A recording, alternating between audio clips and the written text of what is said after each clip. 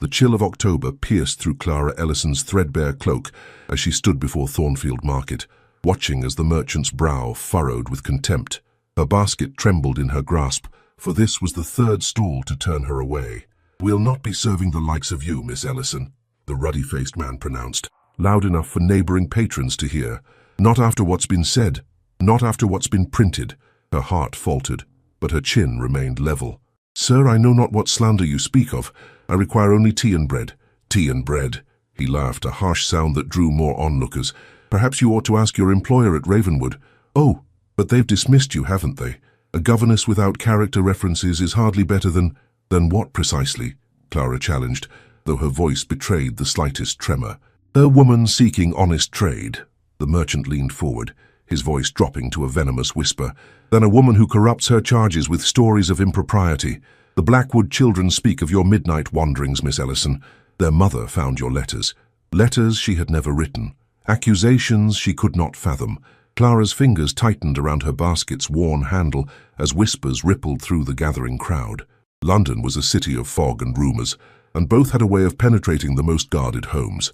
"I have done nothing of which to be ashamed," she stated, her voice steady despite the cold dread coursing through her veins. "Then explain why Lady Blackwood herself has warned every household in Belgravia against employing you." A woman's voice cut through the murmurs, sharp as a blade. Lady Honoria Vale emerged from the crowd, her ivory gloves spotless, her smile a perfect crescent of malice. Imagine my surprise, discovering the disgraced governess shopping as though she were still respectable. Clara felt the ground shift beneath her feet. Lady Honoria, whose nephew she had once tutored, whose hatred had begun when the child preferred Clara's gentle instruction to his aunt's cold discipline. "My lady," Clara curtsied, pride warring with necessity. "I have committed no crime. Character is all a governess possesses," Lady Honoria announced to the growing audience, her voice carrying across the marketplace. "Without it, she is merely another beggar woman, and London has quite enough of those, wouldn't you agree?" Laughter rippled through the crowd. Clara's cheeks burned, but she would not lower her gaze. 6 years of educating the children of the wealthy had taught her that dignity was sometimes the only possession one could claim. "If that will be all, my lady," Clara said, turning to leave, knowing her market basket would remain empty this day. But Lady Honoria was not finished. "I wonder, has anyone told Mr. Ashcombe of your disgrace, the wounded veteran who walks in Regent's Park? I've observed your conversations. Such familiarity between a ruined soldier and a ruined governess, how perfectly matched." The crowd's murmurs grew louder. Edward Ashcombe, the man whose quiet words and gentle manner had been Clara's only solace these past weeks. A former officer, they said, wounded in India, his family fortune lost to poor investments and gambling debts. He walked with a cane and spoke rarely of himself, but his eyes, those amber eyes, held kindness when the world offered none. "Mr. Ashcombe is a gentleman," Clara said softly. "His circumstances do not define him." "Circumstances?" Lady Honoria laughed. "Is that what we call it when a man's own father disowns him? When he skulks about London rather than showing his face at respectable gatherings? You would defend him, I suppose, having no reputation of your own to preserve." Before Clara could respond, a hush fell over the marketplace. A tall figure stood at its edge, leaning on a polished cane, his face half-shadowed by the brim of his hat. Edward Ashcombe had never looked imposing. His coat was well made but worn, his boots polished but scuffed, yet something in his bearing commanded silence. "Lady Honoria," he said, his voice carrying despite its softness, "I find the morning air exceedingly favourable for gossip. Might I suggest you save some for your afternoon tea parties?" He approached steadily, each step measured, until he stood beside Clara. Without looking at the astonished crowd, he offered his arm to her. "Miss Ellison, I believe you mentioned needing assistance with some purchases. May I be of service?" The crowd parted like water around stone as he led her away, her hand trembling slightly on his sleeve. "Mr. Ashcombe," she whispered, "you mustn't. Your reputation is already in tatters, much like yours, it seems," he replied with a wry smile. "Tell me, what falsehoods has Lady Honoria been spreading about you?" The market bells chimed 3 times, echoing in the sudden silence as they walked away from the crowd, 2 ruined souls finding unexpected alliance in the morning mist. The parlour of Mrs. Finch's boarding house held no luxury, yet Clara found herself grateful for its faded dignity. The landlady, a widow of moderate means and immoderate opinions, had not yet heard of Clara's disgrace, and thus her small room remained secure, if only temporarily. Edward Ashcombe sat across from her, his posture too rigid for the sagging armchair. Between them, a plain tea service offered warmth their circumstances could not provide. "You have been more than generous, Mr. Ashcombe," Clara said, her fingers working at the frayed edge of her shawl. "But I cannot allow you to purchase my groceries indefinitely. I must find employment." "And you shall," he replied, setting down his cup with careful precision, "though it seems Lady Honoria is determined to close every door in London to you. She has harbored resentment since I tutored her nephew. The boy preferred books to her indulgences, and she never forgave me for it." Clara poured more tea, the ritual steadying her hands. "But her accusations regarding midnight wanderings and letters, I cannot fathom their source." Edward studied her with eyes that seemed to hold fragments of sunlight despite the grey afternoon. "Someone wishes to remove you from society's considerations. The question is why. I am hardly significant enough to warrant such attention. Perhaps it is not your significance, but your presence that disturbs them." His fingers, bearing the calluses of a soldier rather than a gentleman, traced the rim of his teacup. "You said Lady Honoria mentioned our conversations in the park." Clara felt heat rise to her cheeks. "She suggested impropriety where none exists." "None." His smile held a hint of something that made Clara's heart quicken. "I had hoped our discussions of literature and philosophy might constitute some minor impropriety, given their frequency." Despite everything, Clara found herself smiling. "Mr. Ashcombe, you are teasing me at the most inappropriate time." "Inappropriate timing is my foremost talent, Miss Ellison." His expression sobered. "But there is a matter of great importance I must discuss with you, a proposition of sorts." The parlour suddenly seemed smaller, the air charged with unspoken possibilities. "I fear I have little to offer in business matters," Clara said carefully. "This is not business." Edward leaned forward, his voice lowered though they were alone. "Miss Ellison, Clara, I am aware of how this will sound coming from a man in my position, but I must speak plainly. We are both outcasts from the society that once barely tolerated us. Your reputation is unjustly tarnished, and mine," he paused, "mine is damaged by my own family's rejection and financial ruin." Clara's pulse quickened. "Mr. Ashcombe, Edward, please." He drew a deep breath. "What I propose is an alliance of mutual benefit, a marriage." The teacup nearly slipped from Clara's fingers. "Sir, you cannot be serious." "I have never been more earnest," he replied. "Hear me, please. As husband and wife, we might face society's scorn together rather than separately. I have enough to provide modest security. A small cottage in Devonshire left to me by my mother. It is not grand, but it is far from London's cruelties." "You speak of marriage as though it were merely a practical arrangement," Clara whispered. His gaze did not waver. "I speak of it as salvation for us both, but I would not insult you by pretending my heart is uninvolved. Our conversations in the park have been the only brightness in my darkened days. Your mind, your gentle spirit." He stopped, composing himself. "Forgive me, I do not wish to overwhelm you with sentiments that might seem convenient given our circumstances." Clara set down her cup, studying the man before her. His clothes were worn but impeccable, his manner gentle despite his obvious military background. In his eyes she saw not desperation, but resolve. "The world would say you offer from pity," she said softly. "The world knows nothing of what passes between two souls," he countered. "I offer from necessity, yes, but also from genuine regard. We may not have the luxury of lengthy courtship, but we have understanding between us. Is that not a foundation many marriages lack?" Before Clara could respond, a sharp knock rattled the parlour door. Mrs. Finch entered without waiting for permission, her face flushed with indignation. "Miss Ellison, I have just received the most disturbing letter regarding your character," she announced, brandishing a paper sealed with pale blue wax. "Lady Honoria's signature colour. I cannot possibly allow—" "Mrs. Finch," Edward interrupted, rising to his full height. "Miss Ellison has done me the honour of accepting my proposal of marriage. Whatever slander you have received matters not, as she will shortly be leaving your establishment as Mrs. Edward Ashcombe." Clara's breath caught. She had not yet answered him. Mrs. Finch's mouth opened and closed like a startled fish. "Marriage, but I was told—" "You were told falsehoods by those who make sport of ruining innocent women," Edward said firmly.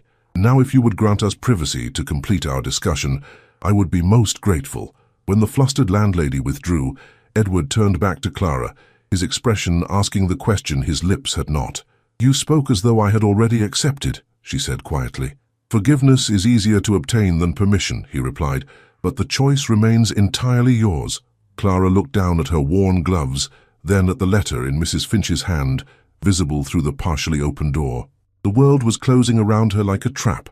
"When would this marriage take place?" she asked, her voice barely audible. "Tomorrow, if possible. I have a friend, Thomas Hale, who could witness. A small chapel on the outskirts of the city would ask few questions." Clara raised her eyes to meet his. "Then yes, Mr. Ashcombe, Edward, I accept your proposition." The mantel clock chimed once, marking the moment when two ruined lives chose to forge a single path forward, neither knowing that London society would soon be forced to reconsider what ruin truly meant. St. Agnes Chapel stood like a forgotten sentinel at London's edge, its stone facade weathered by decades of indifference. It was here, on a misty morning 3 days after Edward's proposal, that Clara Ellison became Mrs. Edward Ashcombe. No flowers adorned the altar, no family filled the pews. Only Thomas Hale, a broad-shouldered man with kind eyes and an inexplicable deference to his supposedly ruined friend, stood witness. "The circumstances are less than ideal," Thomas murmured to Clara as they signed the parish register, his voice carrying a hint of apology. "But I have never seen Edward make a wiser decision." The clergyman, a thin man with perpetually lowered eyes, handed Edward the marriage certificate with a perfunctory nod. He had asked no questions when presented with Edward's coin, though Clara had noted how the man's gaze lingered on her plain dress and Edward's weathered greatcoat. "Mrs. Ashcombe," Edward said, as they emerged into the pale sunlight, the title still foreign to Clara's ears. "Shall we walk? There is a matter we must discuss before departing for Devonshire." They strolled arm in arm along a narrow lane, Thomas trailing behind at a respectful distance. Clara's borrowed ring, an old family piece Edward had produced from his waistcoat pocket, felt heavy on her finger, its single pearl glowing softly against the gold band. "I must confess something," Edward said finally, his steps slowing. "I have not been entirely forthcoming about our living arrangements." Clara's heart faltered. "The cottage exists," he assured her quickly. "But before we retire to Devonshire, there is a duty I must fulfill in London. My father's solicitor has requested a meeting regarding some final matters of my disinheritance. I had hoped to avoid it, but Thomas convinced me it would be unwise to leave such business unresolved." "Of course," Clara nodded. "When is this meeting to take place?" "Tomorrow morning. I've taken rooms for us at the Gilded Oak, a modest inn but respectable. Thomas has assured me of its discretion." Clara felt heat rise to her cheeks at the implications of shared lodgings, however proper their marriage might be. As if sensing her thoughts, Edward continued softly, "You need fear nothing from me, Clara. Ours is a marriage of mutual protection and respect. I shall not presume upon rights I have not earned." "You are very kind," she replied, though the word seemed insufficient for the man who had rescued her from disgrace. They walked in silence until reaching a small tea-house where Thomas had arranged a modest wedding breakfast. As they approached its wooden door, however, Clara froze. Through the window, she glimpsed a familiar face, Lady Beatrice Ashcombe, the dowager aunt whom Edward had mentioned only in passing. "Edward," she whispered, "your aunt." His face paled slightly. "Thomas, did you—" "She insisted," Thomas replied with an apologetic shrug. "Said she had a right to meet the woman brave enough to ally herself with the family's black sheep." Before Clara could protest, the door swung open and Lady Beatrice emerged, a stately woman of perhaps 50 years, her silver-streaked hair arranged beneath a modest bonnet. "So this is the governess who has captured my nephew's attention," she said, her keen eyes surveying Clara from head to toe. "You are younger than I expected." "Aunt Beatrice," Edward began, his voice tight, "this was to be a private affair." "Private affairs are luxury items, my dear boy, which you forfeited when you chose your particular path." Her gaze returned to Clara. "Well, come inside, both of you. The tea is growing cold and I detest waste almost as much as I detest secrets." The tea-house's private room held a spread far more elaborate than Clara had anticipated. Fresh scones, clotted cream, strawberry preserves, and a selection of small sandwiches arranged on silver trays. "Thomas suggested you might appreciate a proper celebration," Lady Beatrice explained, noting Clara's surprise. "Though I added a few touches of my own. One doesn't marry every day, even under such unusual circumstances." They seated themselves around the table, an awkward quartet. Clara observed how Edward's posture remained rigid, how his fingers tensed around his teacup whenever his aunt spoke. I must say, Mrs. Ashcombe, Lady Beatrice continued, emphasizing the title with subtle emphasis, you have caused quite a stir in certain circles. Lady Honoria Vale was particularly vocal at yesterday's Literary Society meeting. Something about letters and midnight wanderings. Fabrications, Edward stated firmly. Clara has been unjustly maligned. Indeed? How convenient that her reputation should be damaged just as she begins walking with you in Regent's Park. Lady Beatrice's smile was enigmatic, almost as though someone feared her influence. Clara set down her teacup. My lady, if I may speak plainly, please do. Plain speaking is refreshing in a world of ornate lies. I do not understand why anyone would trouble themselves over a governess's reputation. Was of no consequence to London society. Lady Beatrice's eyebrow arched. Perhaps it is not your past position that concerned them, but your potential future one. An uncomfortable silence descended, broken only when Thomas cleared his throat. I've taken the liberty of arranging transport to the Gilded Oak. Your belongings have been delivered there already. Edward nodded gratefully. Thank you, Thomas. You have been more than a friend these past months. These past decades, you mean, Lady Beatrice corrected. Since you were boys climbing trees on the estate and ruining your Sunday clothes. She turned to Clara. Did you know they once freed all the hunting dogs before the midsummer hunt? The Duke was furious. The Duke, Clara repeated, confusion clouding her features. A strange tension filled the room. Thomas's gaze dropped to his plate, and Edward's jaw tightened visibly. My father, Edward said quietly, before his title passed to my cousin. Ah, Lady Beatrice's smile turned sharp. Is that the tale you've shared? How fascinating. Aunt Beatrice, Edward's voice held a warning. Very well, very well. She waved her hand dismissively before turning to Clara. My dear, whatever circumstances brought you to this marriage, I find myself inclined to approve of you. There is a steadiness in your countenance that suggests character beyond your years. Thank you, Clara replied, uncertain whether she had just received a compliment or undergone an assessment. As they finished their tea, Lady Beatrice drew a small package from her reticule. A wedding gift, she announced, placing it before Clara. Something every bride should possess, regardless of her circumstances. Clara unwrapped the silk-covered package to reveal a pair of fine kid leather gloves, their pearl buttons matching the modest ring on her finger. They were mine when I was younger, Lady Beatrice explained. Before arthritis claimed my fingers' elegance, I thought perhaps... They're beautiful, Clara whispered, genuinely touched. I shall treasure them. Wear them tomorrow, Lady Beatrice instructed, to the solicitor's office. A woman's hands reveal much about her station, and you, my dear, are now an Ashcombe. As they prepared to depart, Lady Beatrice drew Edward aside, their conversation too low for Clara to hear. She watched her husband's face, for he was her husband now, transform from tension to resignation, then to something like resolve. Thomas offered his arm as they stepped out onto the cobblestone street. You've married into a complicated family, Mrs. Ashcombe, he said quietly. All families have their complexities, Clara replied, watching Edward's tall figure as he concluded his conversation with his aunt. Some more than others, Thomas murmured. But I believe you may be exactly what Edward needs, what we all need, to heal old wounds. Before Clara could question his meaning, Edward returned to them, his expression unreadable. The carriage awaits, he announced, offering Clara his arm. As they departed, she glanced back to see Lady Beatrice watching them, her expression a curious mixture of satisfaction and concern. Behind her, just visible through the tea-house window, a man in fine clothing observed their departure, his face partially obscured by the glass. The carriage door closed with a firm click, sealing them inside as the horses moved forward into the London fog. Clara sat beside her new husband, aware that she had stepped into a story far more complex than a simple tale of two ruined souls finding refuge together. Edward, she began carefully, your aunt mentioned... My aunt enjoys creating drama where none exists, he interrupted, though his tone remained gentle. Tomorrow, after the solicitors' meeting, we shall leave for Devonshire, and London's machinations will be behind us. But as the carriage wound through London's crowded streets, Clara couldn't shake the feeling that they were moving not away from society's gaze, but directly into its focus. The Gilded Oak Inn presented a facade of modest respectability, its windows clean, its doorsteps swept, its sign freshly painted. Yet as Clara followed Edward through its narrow corridor, she sensed a gentle decline in its fortunes, much like their own. Mrs. Ashcombe, sir, the innkeeper announced, showing them to a small suite comprising a sitting room and 2 adjoining bedchambers. The furnishings were worn but polished, the linens clean if somewhat faded. Clara's single trunk sat beside a larger one she presumed was Edward's. "Will this be suitable?"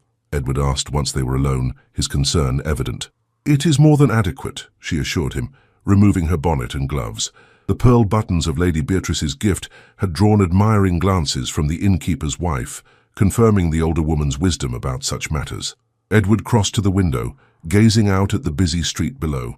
"I must leave you briefly to consult with Thomas about tomorrow's meeting. Will you be comfortable here?" "Perfectly so," Clara replied, though in truth she felt adrift in this new reality of being wife rather than employee. "Perhaps I might arrange our belongings while you're gone." He smiled, the expression warming his solemn features. "You needn't perform domestic duties quite so quickly, Clara. Rest if you wish. Order tea. The room is paid for in full, including any reasonable services you might desire."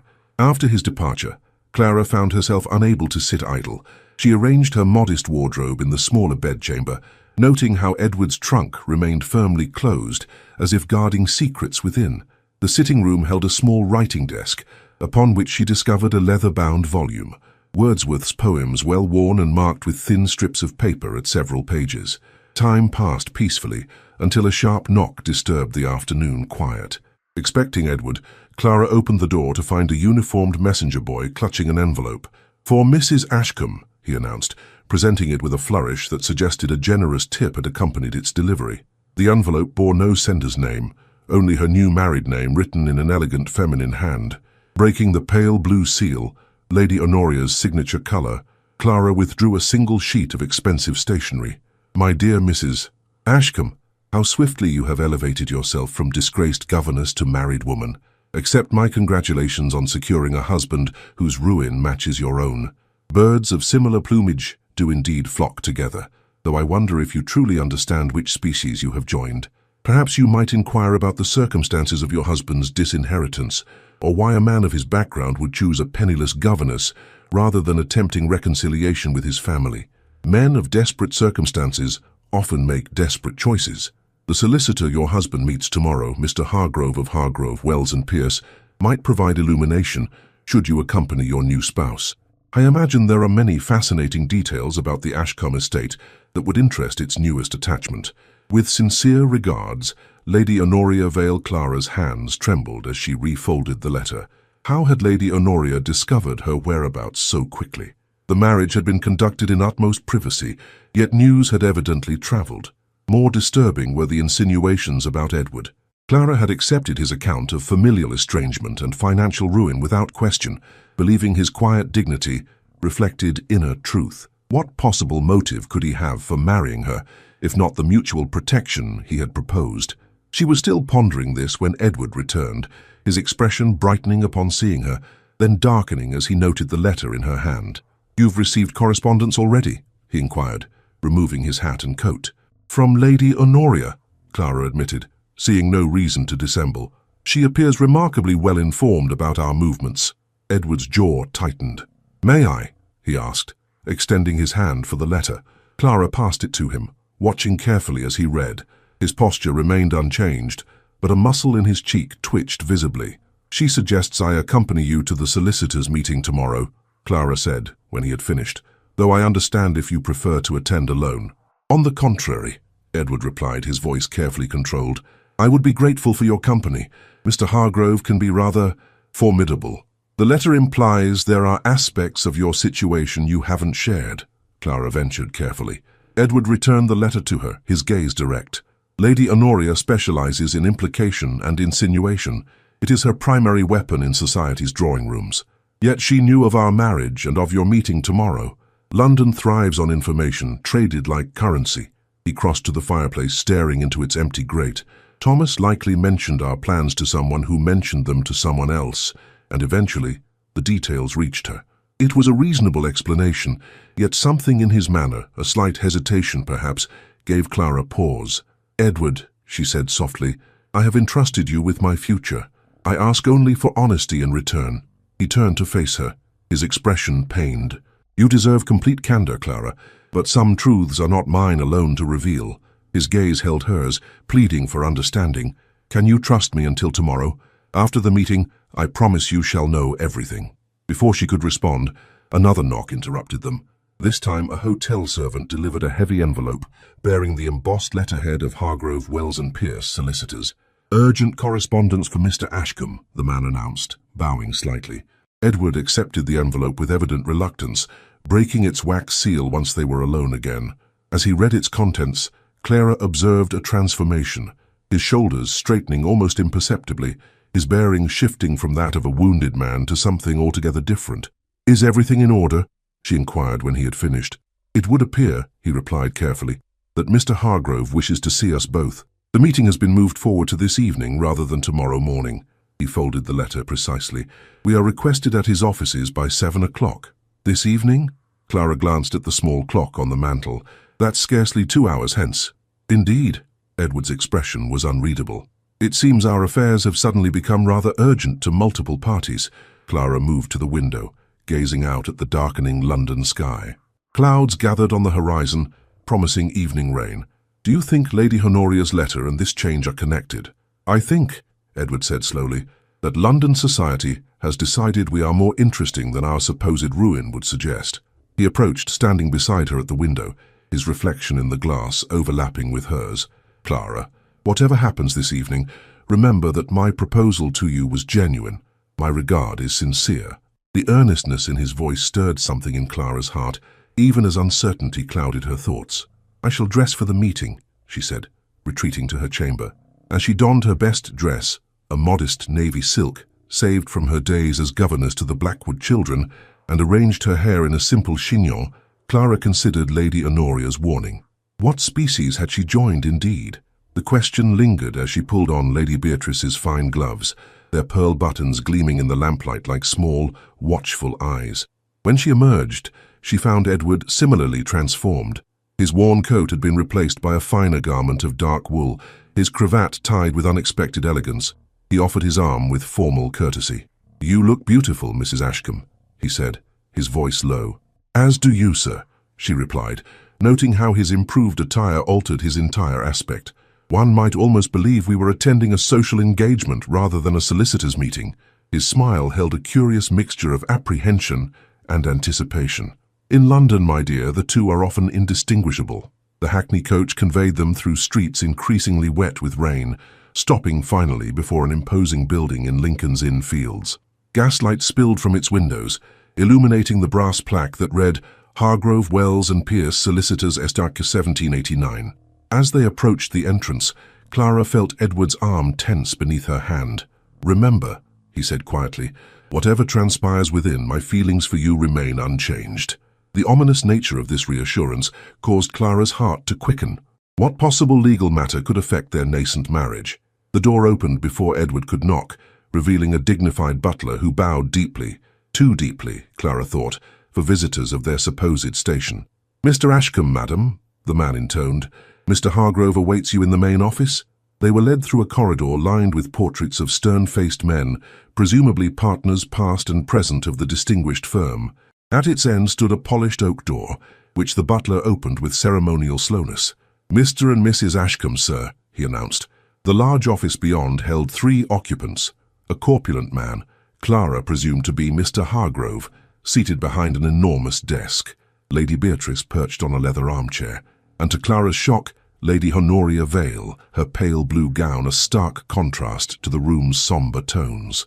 "Ah, the newlyweds arrive at last," Lady Honoria purred, her smile sharp as a blade. "How delightful!" Mr. Hargrove rose, his jowls quivering with what appeared to be repressed excitement. "Your Grace," he said, bowing deeply to Edward. "And, Madam, Your Grace." The title hung in the air like a thunderclap, its implications unfurling in Clara's mind, even as the room seemed to tilt beneath her feet. Lady Honoria's victorious laugh rang out. "Oh, my dear Mrs. Ashcombe, or should I say, Your Grace, your expression is positively priceless." The clock on the wall chimed 7 times, each note marking the death of what Clara had believed to be true about the man whose arm she still clutched, whose ring she wore, whose real name, she suddenly realized she might not even know.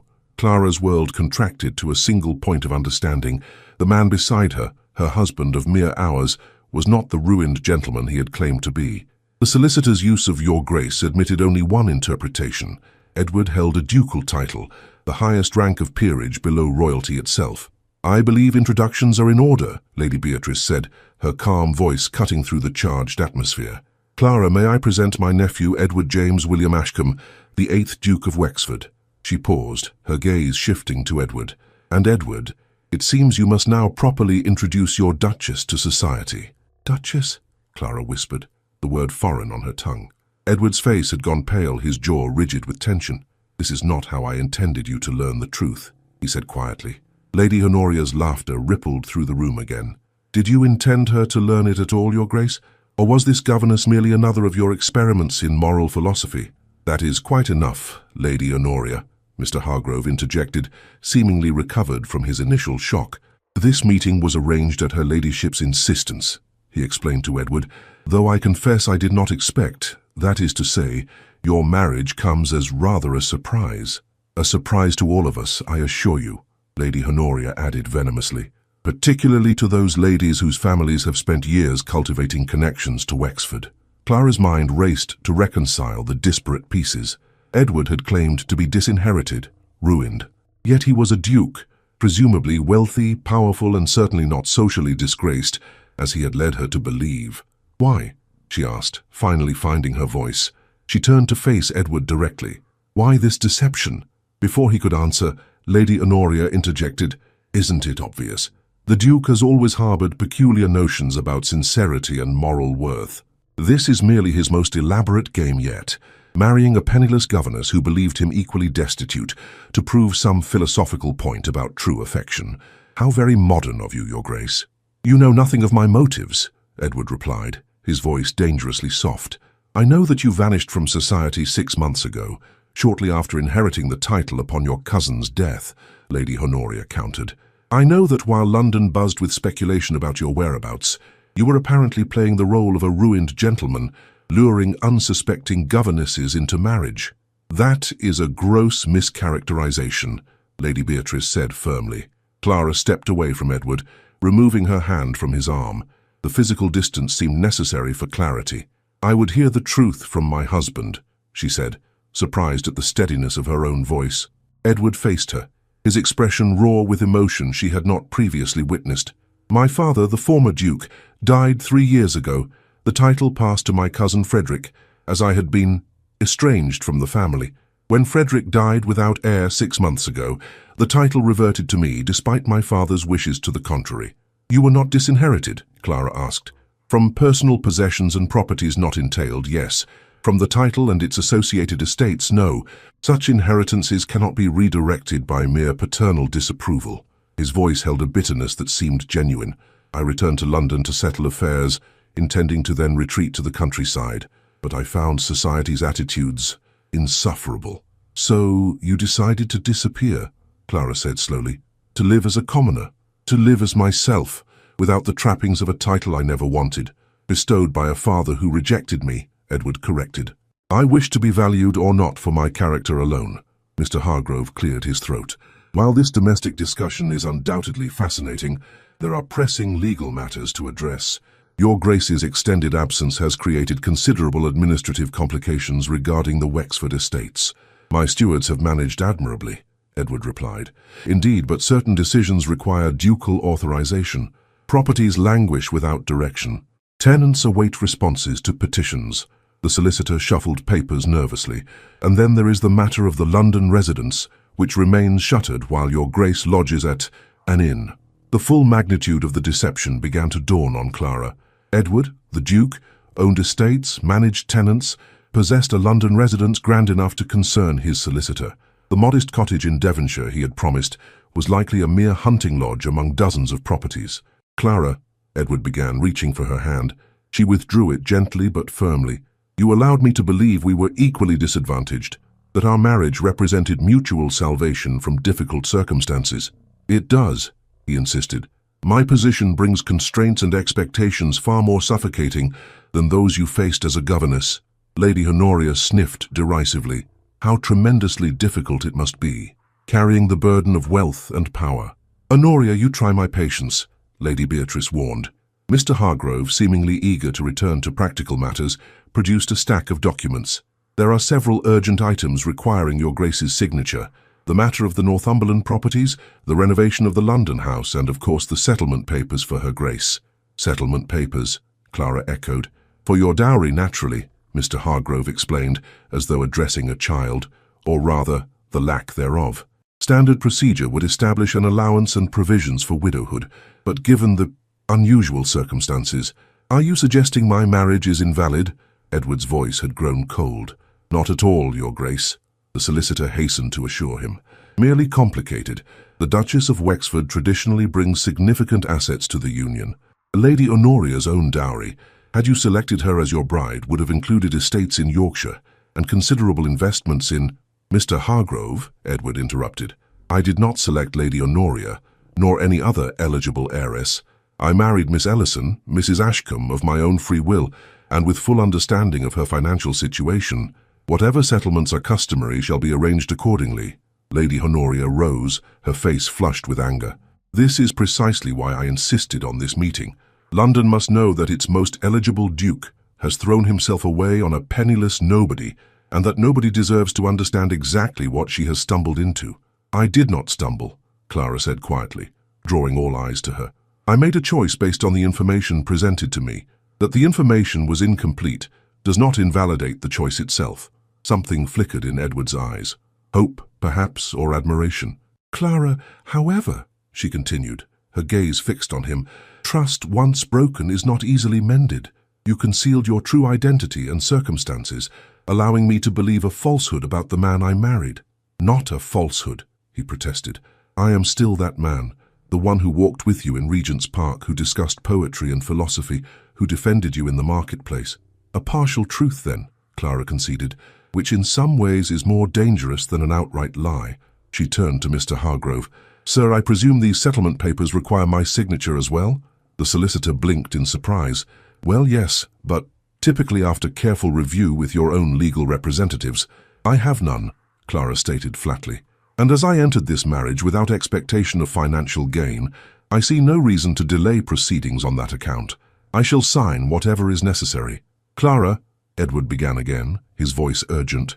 "Your Grace," she corrected, the formality a shield against the confusion of her feelings. "I believe we have kept Mr. Hargrove long enough this evening. Shall we proceed with the business at hand?" The next hour passed in a blur of legal terminology and signatures.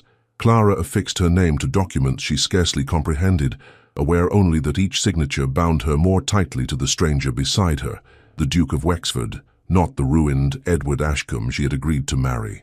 Lady Honoria departed with a triumphant smile, her mission of revelation complete. Lady Beatrice remained, occasionally clarifying points of procedure or tradition that Clara might otherwise have misunderstood. When at last the papers were signed and sealed, Mr. Hargrove rose with evident relief. "Allow me to be the first to officially congratulate your Graces on your union.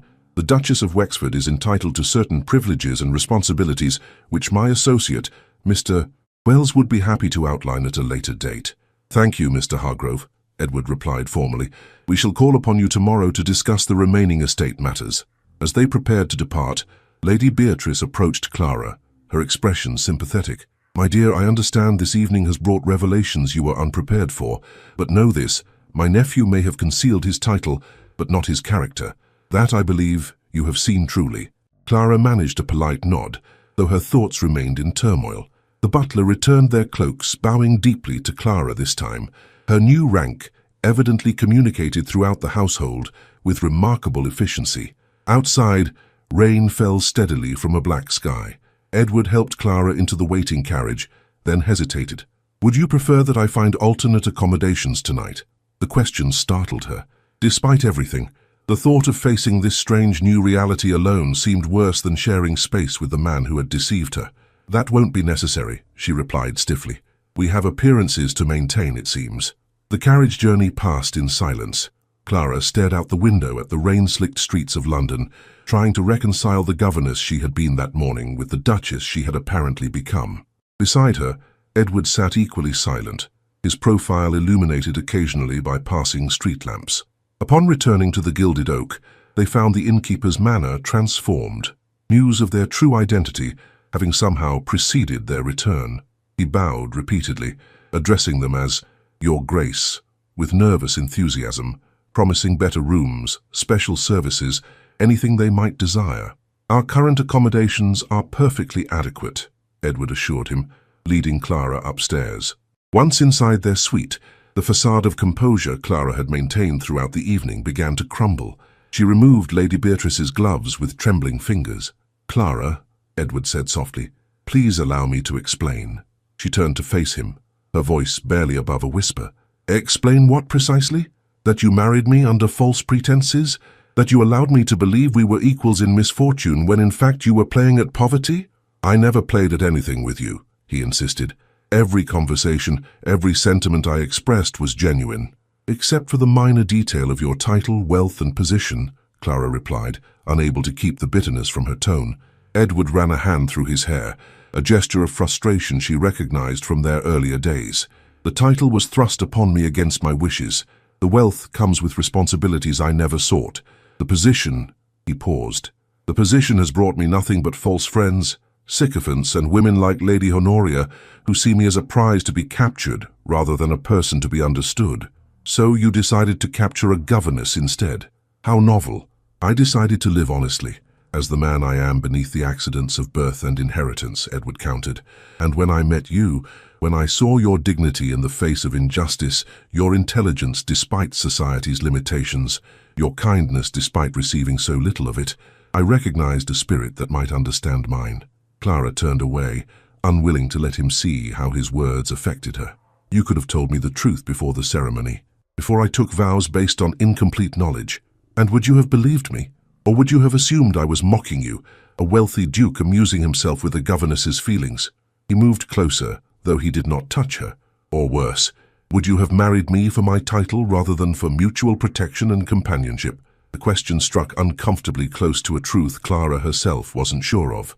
Would she have seen beyond the title to the man, had she known from the beginning? "I deserved the chance to make that choice," she said finally. "Yes," Edward agreed, his voice heavy with regret. "You did, and I robbed you of it, out of fear and selfishness. For that I can only ask your forgiveness, though I've no right to expect it."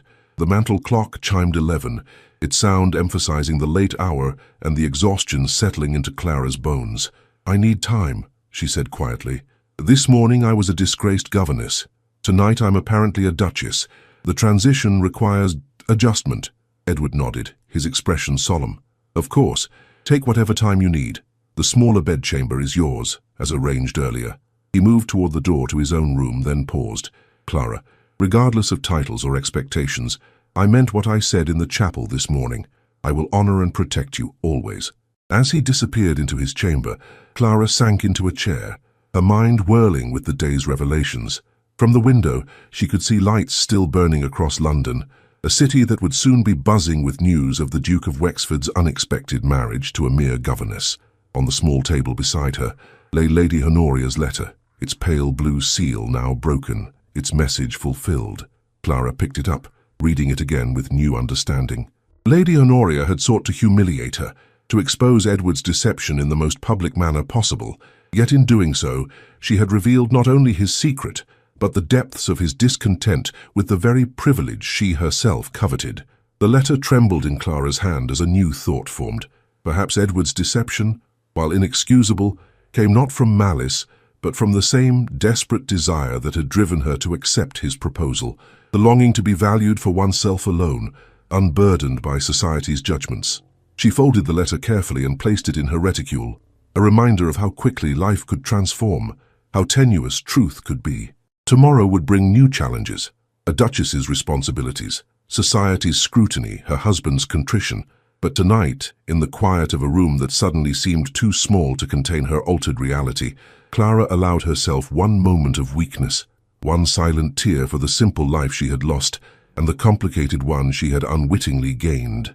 Beyond her door, she heard Edward pacing, his footsteps a soft counterpoint to the rain against the windows. Two souls bound by vows, separated by truth, united by circumstances neither had fully chosen. The space between them felt vast as an ocean, yet intimate as a shared secret. The rain continued to fall on a London that would awaken to find its most eligible duke, had married a governess. A scandal in the making, a story for the ages, a fairy tale or cautionary legend depending on who told it. And Clara, caught in its center, drifted finally into uneasy sleep, Lady Beatrice's gloves still clutched in her hand like a talisman against a future she could no longer predict. Morning arrived with persistent raps upon their sitting-room door. Clara emerged from her chamber, hastily dressed, to find Edward already admitting Thomas Hale, whose normally cheerful countenance appeared strained. "Your Grace," Thomas began, then, seeing Clara, bowed deeply. "So, Your Grace," he repeated, the identical address making clear her altered status. "Thomas, please," Edward sighed, "let us dispense with formalities among friends." Friends who conceal dukedoms? Clara couldn't resist asking, though she kept her tone light. Thomas had the grace to look abashed. "I advised him to tell you before the wedding for what it's worth." "It is worth precisely nothing now," Edward replied without rancor. "What brings you here at this ungodly hour?" Thomas produced a newspaper from his coat pocket. "I thought you should see this before venturing out." He handed it to Edward, whose expression darkened as he read. "What is it?" Clara asked, moving closer despite herself. Edward passed her the paper without comment. The headline blared across the society page. "Duke of Wexford weds disgraced governess in secret ceremony." Beneath it, a breathless account detailed Edward's mysterious disappearance from society, his shocking reappearance as the husband of a penniless and scandal-plagued instructress of children. "They've been remarkably efficient," Clara observed, her voice steadier than she felt. "We signed the papers only last night." Lady Honoria wasted no time, Thomas confirmed grimly. She was seen entering the newspaper offices directly from Hargrove's. Edward took the paper back, his jaw tight with anger. "They've painted you in the worst possible light.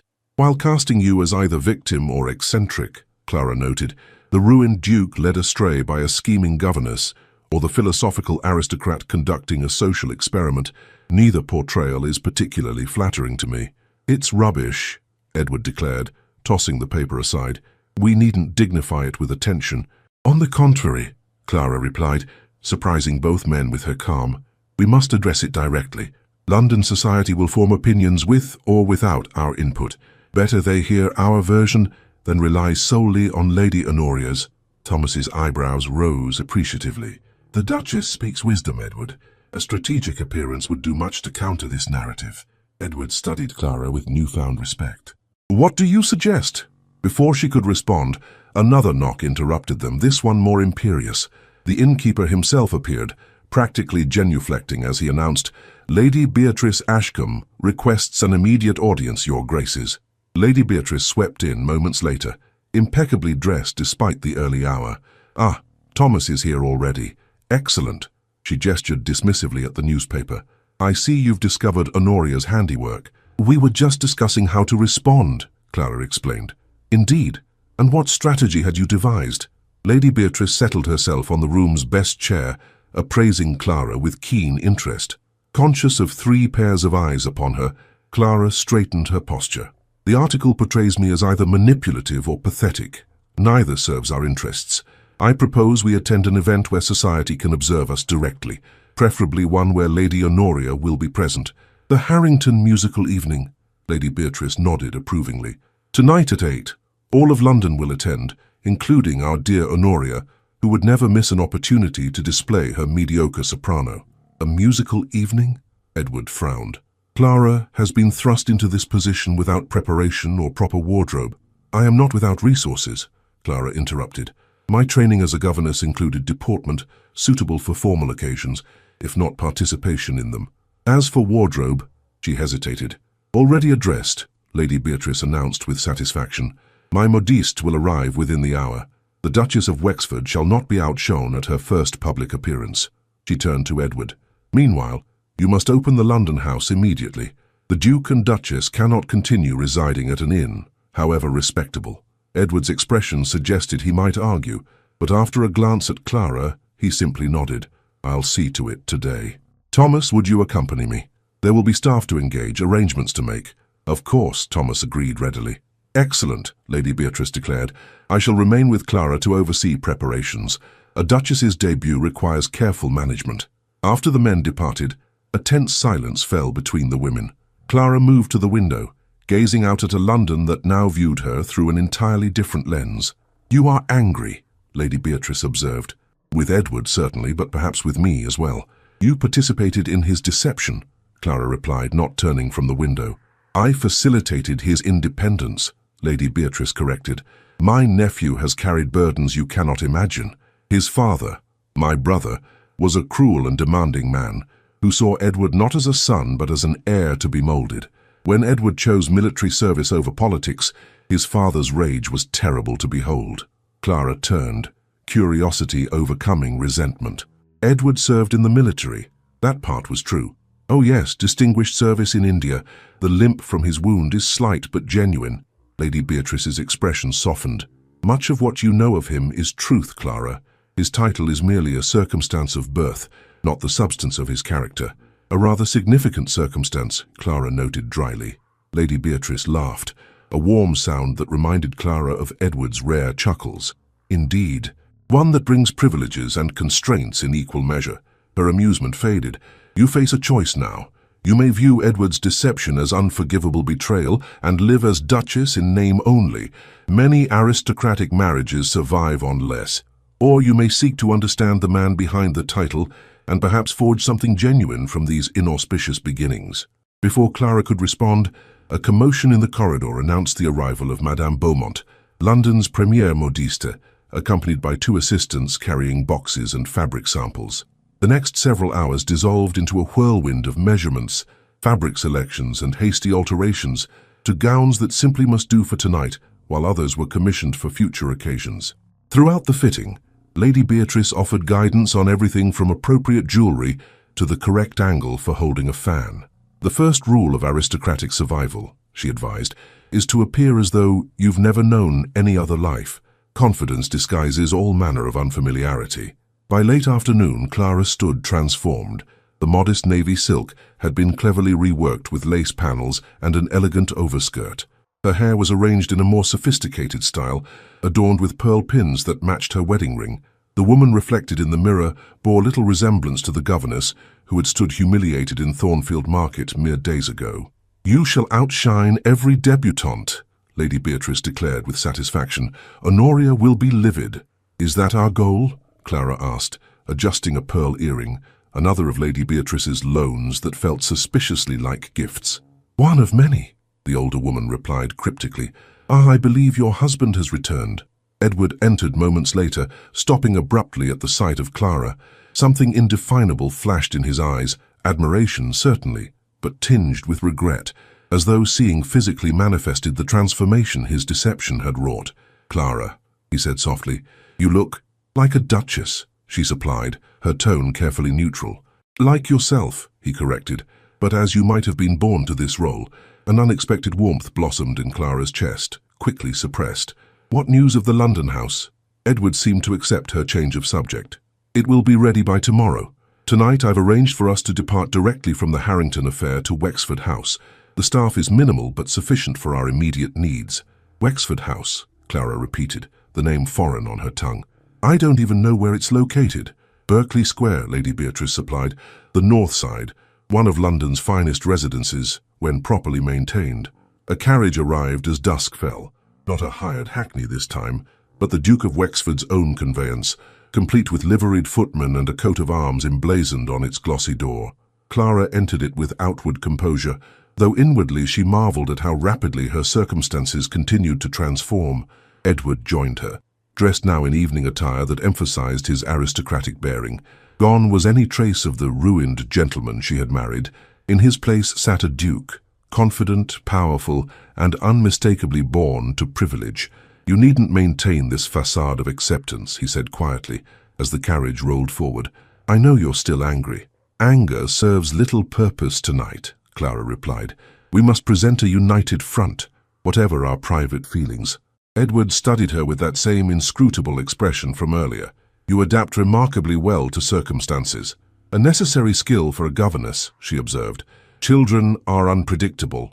One must be flexible." "And duchesses?" he inquired. "What skills do they require?" Clara met his gaze directly. "I suppose I shall discover that tonight, shan't I?" They rode in silence through London's fashionable districts, eventually joining a line of carriages approaching a brightly lit mansion. Footmen opened their door, and Edward offered his arm with formal courtesy. Clara accepted it, acutely aware of the whispers that followed their progress up the marble steps. At the entrance stood Lord and Lady Harrington, their faces a study in barely concealed shock, as the major domo announced, "His Grace the Duke of Wexford and Her Grace the Duchess."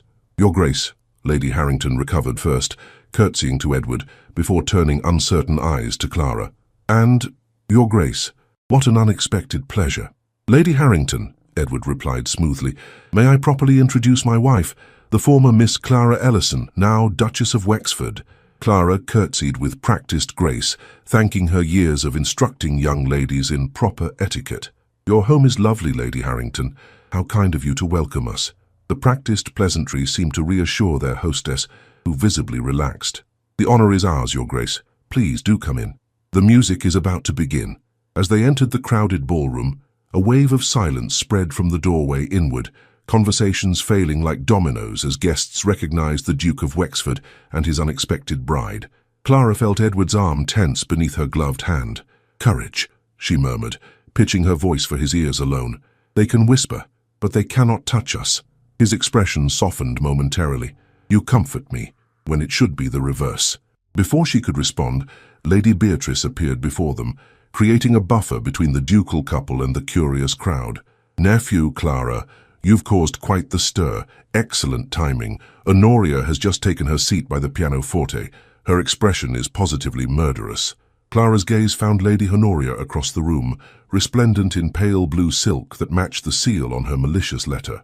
Their eyes met briefly, Honoria's narrowing in barely concealed fury before she deliberately turned away. "She expected us to hide," Clara realized aloud, "to be shamed into seclusion by her article." "Honoria never understood Edward," Lady Beatrice replied. "She saw the title, the estates, the connection, never the man." She patted Clara's hand encouragingly. "Now, stand tall, smile serenely, and let me introduce you to a few key allies. In London society, strategic friendships are as important as avoiding strategic enemies." The next hour passed in a blur of introductions, each more overwhelming than the last. Clara met dowagers who examined her through lorgnettes, young ladies who curtsied with varying degrees of sincerity, and gentlemen whose appraising glances Edward met with cool authority. Throughout it all she maintained a quiet dignity, neither apologizing for her background nor pretending to a familiarity with aristocratic customs she did not possess. "You're doing remarkably well," Edward murmured during a brief moment alone as they awaited the start of the musical program. "Half the room is already won over." "And the other half?" Clara inquired. "Reserves judgment until they see how Lady Harrington receives you," he replied honestly. "Society follows its leaders." As if summoned by his words, Lady Harrington approached, accompanied by an elderly woman leaning heavily on an ebony cane. "Your Graces," their hostess began nervously, "the Dowager Countess of Melbury has expressed a particular desire to meet the new Duchess." The ancient Countess squinted at Clara from beneath impressively arched brows. "So you're the governess who's caught Wexford," she declared, her voice carrying despite its quaver. "Let me look at you properly, girl." A hush fell over nearby conversations as the Countess subjected Clara to a prolonged inspection. Finally she nodded once, decisively. "Good bone structure, intelligent eyes, stands properly, spine like a sword. You'll do, Duchess." Clara curtsied deeply. "You are most kind, Lady Melbury." "Kind? Nonsense, practical. Tired of these insipid debutantes with nothing in their heads but fashion plates and gossip." The Countess turned her piercing gaze to Edward. "You've chosen better than your father did, Wexford. Perhaps you've more sense than the last 3 generations of Ashcombs combined." Edward bowed, a genuine smile warming his features. "High praise indeed, my lady. Remember it when I'm dead, and they're all claiming they supported this match from the beginning," the Countess retorted. She thumped her cane for emphasis, then allowed Lady Harrington to lead her to a prime seat for the musical performance. As the guests began settling into their places, Lady Honoria made her move. She approached with deadly grace, 2 companions trailing in her wake like pallbearers at Elegance's funeral. "Your Grace," she addressed Edward, deliberately ignoring Clara. "How extraordinary to see you in society again. We had quite given up hope of your return to civilization." "Lady Honoria," Edward acknowledged coolly. "I find civilization is defined by the company one keeps, not the addresses one frequents. Honoria's smile tightened. Indeed. How fortunate, then, that your bride has found herself elevated to such company. At last she turned to Clara, her gaze raking from pearl hairpins to satin slippers. Your Grace, she said, the title dripping with insincerity. What an adjustment this must be for you. From instructing children to instructing a duke. Clara met her gaze steadily. On the contrary, Lady Honoria. As a governess, I learned that true education begins with listening rather than speaking. A lesson beneficial in any sphere, I find. A titter of appreciative laughter rose from those close enough to overhear. Honoria's cheeks flushed an unbecoming shade of pink. How quaint. Do share more of your wisdom with us this season. I'm sure London society will be fascinated by the perspective of one who has risen so far, so unexpectedly.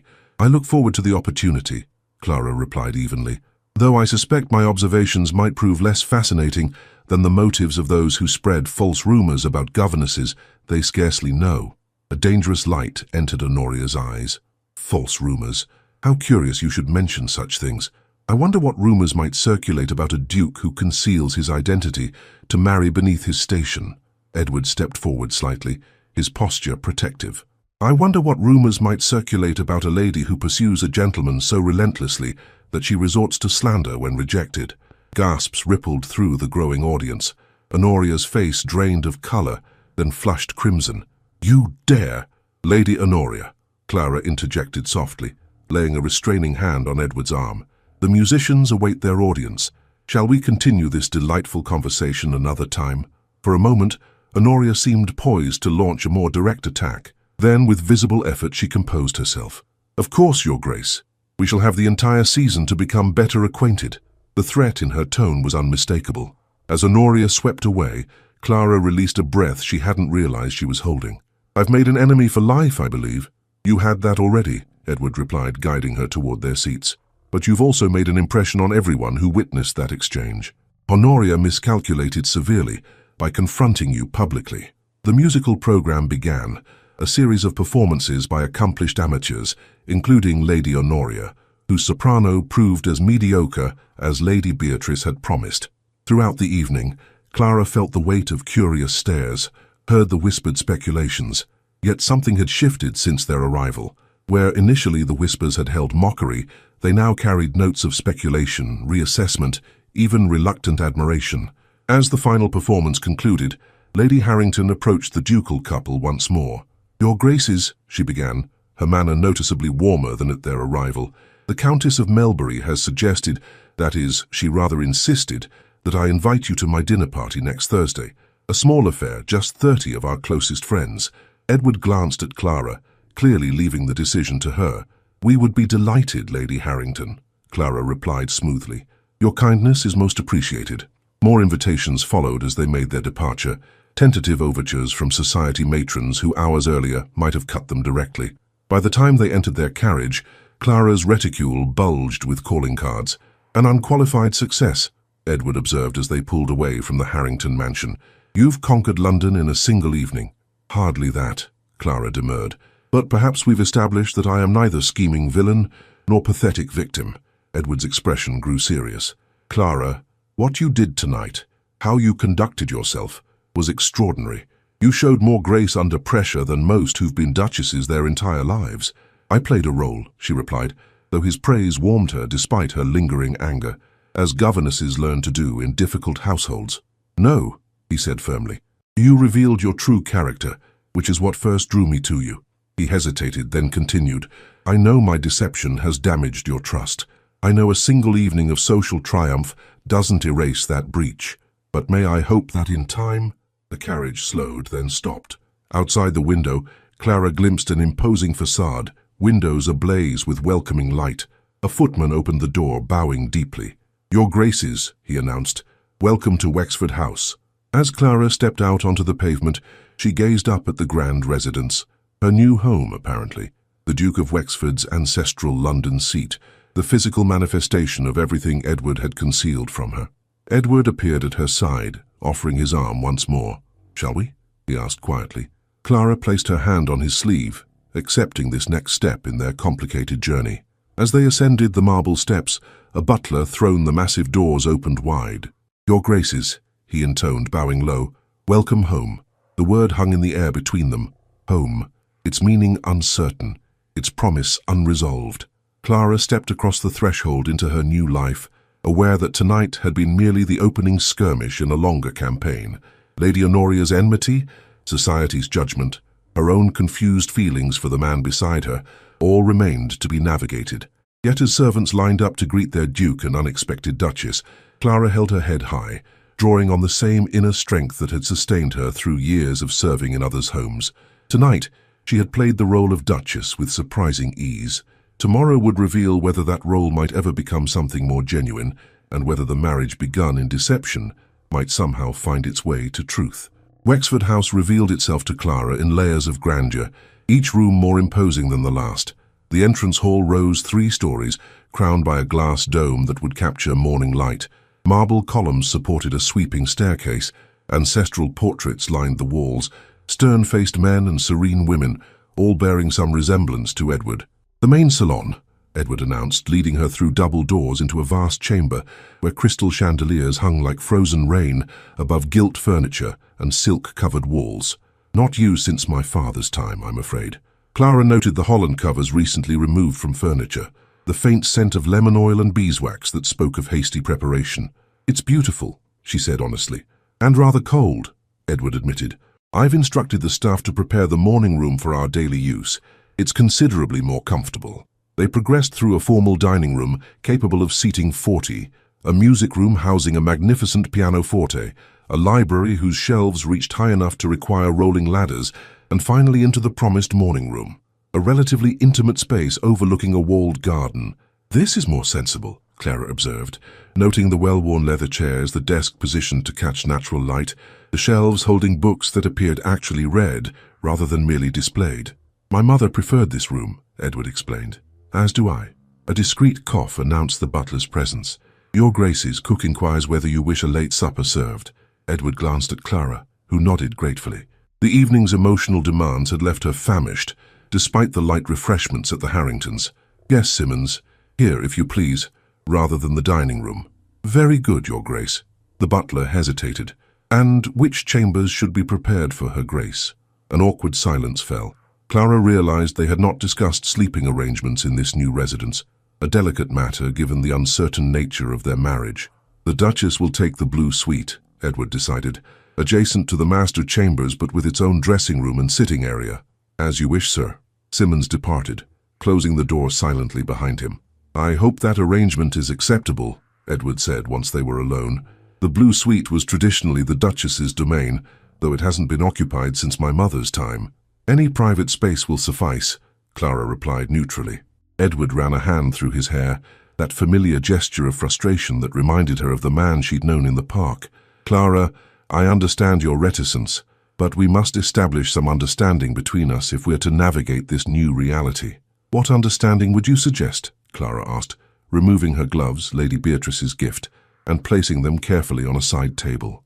"I am now apparently the Duchess of Wexford, a role I neither sought nor prepared for, yet must somehow fulfill to society's satisfaction."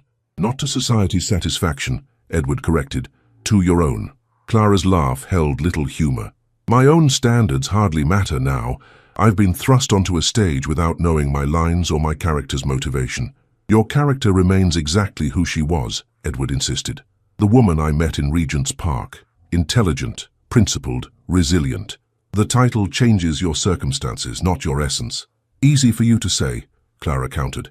"You were born to this world. I am an imposter within it."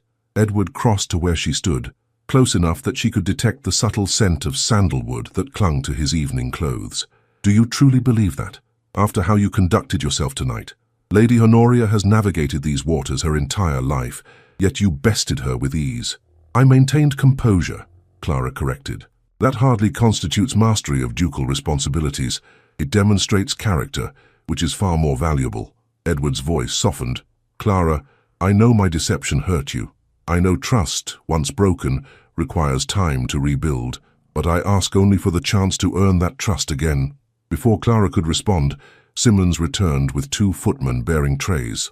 A small table was quickly arranged before the fire, laden with cold meats, bread, cheese, fruit, and wine. "Will there be anything else, Your Grace?" Simmons inquired. Edward glanced at Clara, who shook her head slightly. "That will be all, Simmons. We'll ring if needed." When they were alone again, Clara seated herself at the table, grateful for the practical interruption. Edward joined her, pouring wine into delicate crystal glasses. "To new beginnings," he offered, raising his glass. Clara touched her glass to his without comment, the crystal emitting a pure, clear note that seemed to linger in the quiet room. They ate in silence for several minutes, the simple act of sharing food, creating an unexpected intimacy after the evening's public performance. "Your aunt believes I should forgive you," Clara said finally. Edward's hand paused midway to his glass. "And what do you believe?" "That forgiveness should be earned, not granted as a matter of convenience." "I agree," Edward replied, surprising her, "and I intend to earn it however long that might take." Clara studied him, this man who was both stranger and husband, both deceiver and defender. "Why did you disappear from society?" "The true reason, not the philosophical explanation you offered earlier." Edward set down his glass, his expression growing serious. "My father and I were at odds throughout my youth. He demanded perfect obedience to his vision of a proper heir. I sought independence, meaning, when I chose military service, he effectively disowned me. But not officially," Clara prompted. "He couldn't break the entail on the title, but he made clear I was no son of his." Edward's voice remained steady, though Clara sensed old pain beneath his words. "When I returned from India, wounded in both body and spirit, we maintained a cold peace. After his death, my cousin Frederick inherited, which suited me perfectly. I had no desire for the dukedom." "Then Frederick died," Clara supplied. "Unexpectedly, without issue, the title reverted to me despite my father's wishes." Edward's jaw tightened. "I returned to London to settle affairs, intending to establish competent stewards, then retreat to a quieter life. But everywhere I went, I encountered the same fawning deference, the same matchmaking mammas, the same fortune hunters." "Including Lady Honoria," Clara guessed. A wry smile crossed Edward's features. "Especially Lady Honoria. Her pursuit was relentless, her tactics increasingly desperate."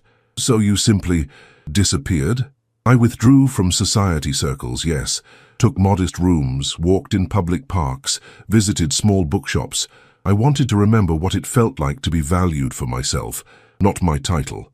His gaze met hers directly.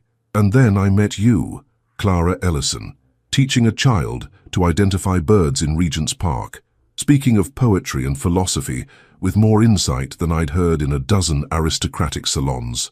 Despite herself, Clara felt a warmth spreading through her chest at the memory. Those early conversations had been a balm to her lonely soul, intellectual companionship she'd sorely missed since leaving her teaching position. "You deliberately concealed your identity from me," she said, though the accusation held less heat than before. "At first, through simple omission, I was Edward Ashcombe, which is true enough, merely incomplete. Later," he hesitated, "later I feared that revealing my title would transform how you saw me, that the genuineness between us would be lost." "You didn't trust me to see beyond the title," Clara translated. "I didn't trust anyone," Edward corrected gently. "Years of experience had taught me that dukes have acquaintances, not friends, admirers, not equals. You were the first person in years who spoke to me as a man, not a title." Clara absorbed this, recognizing the lonely echo of her own experience. How many times had she been invisible in aristocratic homes, present but unseen except when needed? "When Lady Honoria orchestrated your disgrace," Edward continued, "I saw an opportunity to offer protection we both needed. I convinced myself that half-truth served a greater purpose." "And now," Clara prompted, "what purpose do you see in our marriage now, Your Grace?" Edward reached across the table, not quite touching her hand, but close enough that she could feel the warmth of his skin. "The possibility of genuine partnership, of shared purpose, of a life where titles and backgrounds matter less than character and understanding." His sincerity was palpable, his gaze unwavering. Clara found herself wanting to believe him, even as caution counseled distance. Before she could respond, a knock sounded at the door. Simmons entered, his usual impassive expression betraying a hint of concern. "Forgive the interruption, Your Graces, but Mr. Hargrove is below. He insists the matter cannot wait until morning." Edward frowned. "Hargrove? At this hour? He appears most agitated, sir." Edward glanced at Clara. "Would you prefer to retire? This is likely some tedious legal matter." "I'll stay," Clara decided, curiosity overcoming fatigue. "As Duchess, I should understand such matters." Edward nodded, a flicker of approval crossing his features. "Show him in, Simmons." Moments later, Mr. Hargrove bustled into the room, his corpulent frame suggesting he had come directly from dinner, his flushed face indicating significant wine consumption. "Your Grace, your Graces," he corrected, bowing hastily to Clara. "Forgive this unconscionable intrusion, but a matter of grave importance has arisen." "Sit, Hargrove," Edward instructed, gesturing to a chair. "What couldn't wait until morning?" The solicitor extracted a document from his inner pocket, hands trembling slightly. "This letter arrived at my office by special messenger just an hour ago. It's from Sir William Blackwood." Clara started at the name. "Lady Blackwood's husband? My former employer?" "The very same, Your Grace." Hargrove mopped his brow with a handkerchief. "It seems news of your marriage has reached him, and he makes most disturbing allegations." Edward's expression hardened. "What allegations?" "He claims, most improperly, that Her Grace's dismissal from his household stemmed not from moral impropriety, as was rumoured, but from the discovery of certain documents." Hargrove's discomfort visibly increased. "Documents suggesting that Miss Ellison, that is Her Grace, was not who she claimed to be." Clara's blood ran cold. "That's absurd. I presented proper references when I joined the Blackwood household." "Indeed, Your Grace. But Sir William alleges those references were falsified. He further claims that investigation revealed your true identity to be not Clara Ellison, Governess, but Lady Clara Linwood, daughter of the late Earl of Thornfield." The room seemed to tilt beneath Clara's feet. "That's impossible," she whispered. "Is it?" Edward asked quietly, his keen gaze studying her with new intensity. "Of course it is," Clara exclaimed. "I would know if I were an earl's daughter." Hargrove shifted uncomfortably. "Sir William claims to possess documentation proving that the real Clara Ellison died of fever some 15 years ago in Yorkshire. He suggests that Lady Clara assumed this identity after her father's death and the family's financial ruin." "This is preposterous," Clara insisted, though a strange roaring had begun in her ears. "My parents were respectable, if modest people. My father taught mathematics at a small academy. My mother died when I was young. There is nothing aristocratic in my background." Edward's expression remained unreadable. "What documentation does Sir William claim to possess?" "He does not specify," Hargrove admitted, "but he threatens to make his findings public unless—" He trailed off, clearly reluctant to continue. "Unless," Edward prompted, "unless your Grace pays him a considerable sum to maintain silence." Hargrove's jowls quivered with indignation. "It's blackmail, sir, plain and simple." "It's nonsense," Clara stated firmly. "I've never heard of any Earl of Thornfield or Lady Clara Linwood." A curious expression crossed Edward's face. "I have," he said slowly. "Thornfield was a minor earldom that collapsed under debt some 12 years ago. The Earl died in disgrace, his estate sold to pay creditors. There was a daughter, I believe, who disappeared from society around that time." Clara stared at him, speechless. A memory flashed in her mind, her father's face pale with illness, whispering, "Remember who you are, Clara, remember, no matter what comes." She had attributed his words to delirium, for he had died the next day, leaving her alone at 16 to make her way in the world. "This is clearly an attempt at extortion," Edward continued, his voice hardening as he addressed Hargrove. "Blackwood assumes that as a new duchess with a controversial background, my wife would be vulnerable to such threats." "Most likely," Hargrove agreed, relief evident in his tone. "Shall I respond with a firm denial?" "No," Edward said thoughtfully. "Invite Sir William to present his evidence directly to me, tomorrow at noon, here at Wexford House." "Edward," Clara protested, "you cannot seriously entertain this fiction." "Not the fiction," Edward replied evenly. "The man behind it. I wish to understand his motives more clearly." He turned back to Hargrove. "Make it clear that if his evidence proves fabricated as we expect, the consequences will be severe." After Hargrove departed, Clara paced the morning room, her thoughts in turmoil. "This is Lady Honoria's doing," she declared. "She's enlisted Blackwood in some scheme to discredit me further." Edward watched her carefully. "Possibly, though it's an elaborate fabrication even for Honoria." Clara stopped pacing, suddenly aware of his scrutiny. "You cannot possibly believe there's truth in this." "I believe," he said slowly, "that people are seldom what they first appear, myself included." The irony of his words, coming from a duke who had posed as a ruined gentleman, was not lost on Clara. "I am exactly who I claim to be," she insisted. "A governess who married a man she believed ruined, only to discover he was a duke in disguise. That story holds quite enough drama without adding fictional earldoms. Edward smiled slightly. Indeed it does. He rose, crossing to stand before her. Whatever Blackwood presents tomorrow, we shall face it together. Now, you should rest. Your first day as Duchess has been rather more eventful than anticipated. A maid waited upstairs to assist Clara into a nightgown that had mysteriously appeared in her new chambers. Lady Beatrice's foresight again, she suspected. The blue suite proved to be a sequence of rooms decorated in varying shades of azure and silver, its furnishings elegant, yet comfortable. The bed alone was larger than her entire chamber at Mrs. Finch's boarding house. As the maid departed, Clara moved to the window, gazing out at the moonlit garden below. Beyond it stretched London, a city that had first rejected her, then been forced to acknowledge her as a duchess, and now seemed determined to rewrite her very identity. Was it possible? Could the father she remembered, quiet, scholarly, perpetually worried, have been not a teacher but an earl? Could the modest home of her childhood have been not their true station, but a retreat after financial ruin? No, it was absurd. She would have known, would have remembered such a dramatic change in circumstances. Yet as she prepared for sleep in a duchess's chambers, in a duke's mansion, after an evening spent crossing swords with London's elite, Clara found herself questioning everything she had once held certain. Edward had hidden his true identity. Might her father have done the same? The grandfather clock in the hallway chimed midnight as Clara slipped between silk sheets, her mind still churning with questions. What evidence could Sir William possibly present? Why had Lady Blackwood truly dismissed her? And most troubling of all, why did Edward seem to find this preposterous claim worth investigating? Sleep claimed her eventually, but her dreams were fragmented.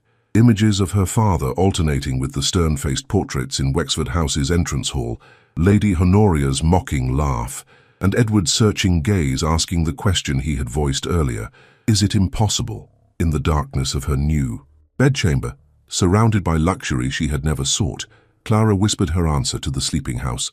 I know who I am, don't I? The question lingered, unanswered, as London's bells marked the passage of night toward a morning that promised yet another transformation in her rapidly changing life. Noon approached with the inexorability of fate. Clara had spent the morning in a state of controlled anxiety, alternating between indignation at Sir William's absurd claims and unsettling doubt about her own past. Edward had breakfasted with her in the morning room, discussing practical household matters as though blackmail allegations were a normal part of marital adjustment. Lady Beatrice will call later, he informed her. She's engaged a social secretary to assist with the correspondence generated by last night's appearance. Correspondence? Clara echoed. Edward gestured to a silver salver piled with envelopes. Invitations, welcome notes, and undoubtedly some less friendly communications. Society has decided you're interesting, which is both blessing and curse. Now, as the mantel clock ticked toward 12, Clara paced the formal drawing room where Edward had decided to receive Sir William. She had chosen a morning dress of deep burgundy, one of Lady Beatrice's emergency commissions, that balanced dignity with subtle authority. You needn't be present for this meeting, Edward reminded her, watching from his position by the fireplace. I could handle Blackwood alone. These allegations concern me directly, Clara replied firmly. I will face them accordingly. A hint of admiration flickered in Edward's eyes. As you wish. Simmons appeared at precisely noon. Sir William Blackwood, he announced with proper gravity. The man who entered was much as Clara remembered, tall, thin, with perpetually pursed lips suggesting constant disapproval. His clothes bespoke wealth without taste, his manner importance without substance. Your Grace? He bowed to Edward, then offered Clara a briefer inclination. Madam. That's Your Grace, Sir William, Edward corrected mildly. You address the Duchess of Wexford. Colour mottled Blackwood's sallow cheeks. Of course, forgive the oversight. Please be seated. Edward indicated a chair positioned to catch unflattering light from the window, a subtle power play Clara might not have noticed days earlier. I understand you claim to possess information regarding the Duchess's background. Sir William settled himself, placing a leather portfolio on his lap. Indeed, Your Grace. Information that came to light during her employment in my household. Which ended how long ago? Edward inquired. 6 weeks, approximately. Yet you've only now found it necessary to bring forward these discoveries. Edward's tone suggested polite skepticism. I had no reason to pursue the matter until learning of your marriage, Sir William replied smoothly. A governess's history is of limited interest. A duchess's is quite another matter. How convenient, Clara observed, unable to maintain silence. What precisely do you allege, Sir William? He turned to her, his expression a mixture of condescension and calculation. Not allegation, Your Grace. Fact. You are not Clara Ellison, daughter of James Ellison, mathematics teacher. You are Lady Clara Linwood, only child of Jonathan Linwood, the late Earl of Thornfield. Clara laughed, though the sound held little humour. Absurd. I would surely recall being an earl's daughter. Would you? Sir William opened his portfolio, extracting several papers. If the transition occurred when you were young, if your father deliberately concealed your background to avoid creditors and scandal? My father was an honourable man, Clara stated flatly. The Earl of Thornfield was indeed honourable, Sir William agreed, until gaming debts and poor investments ruined him. After his estates were sold to satisfy creditors, he retreated to obscurity, taking his young daughter, you, and reinventing himself as a teacher. He handed a document to Edward, who examined it with a neutral expression before passing it to Clara.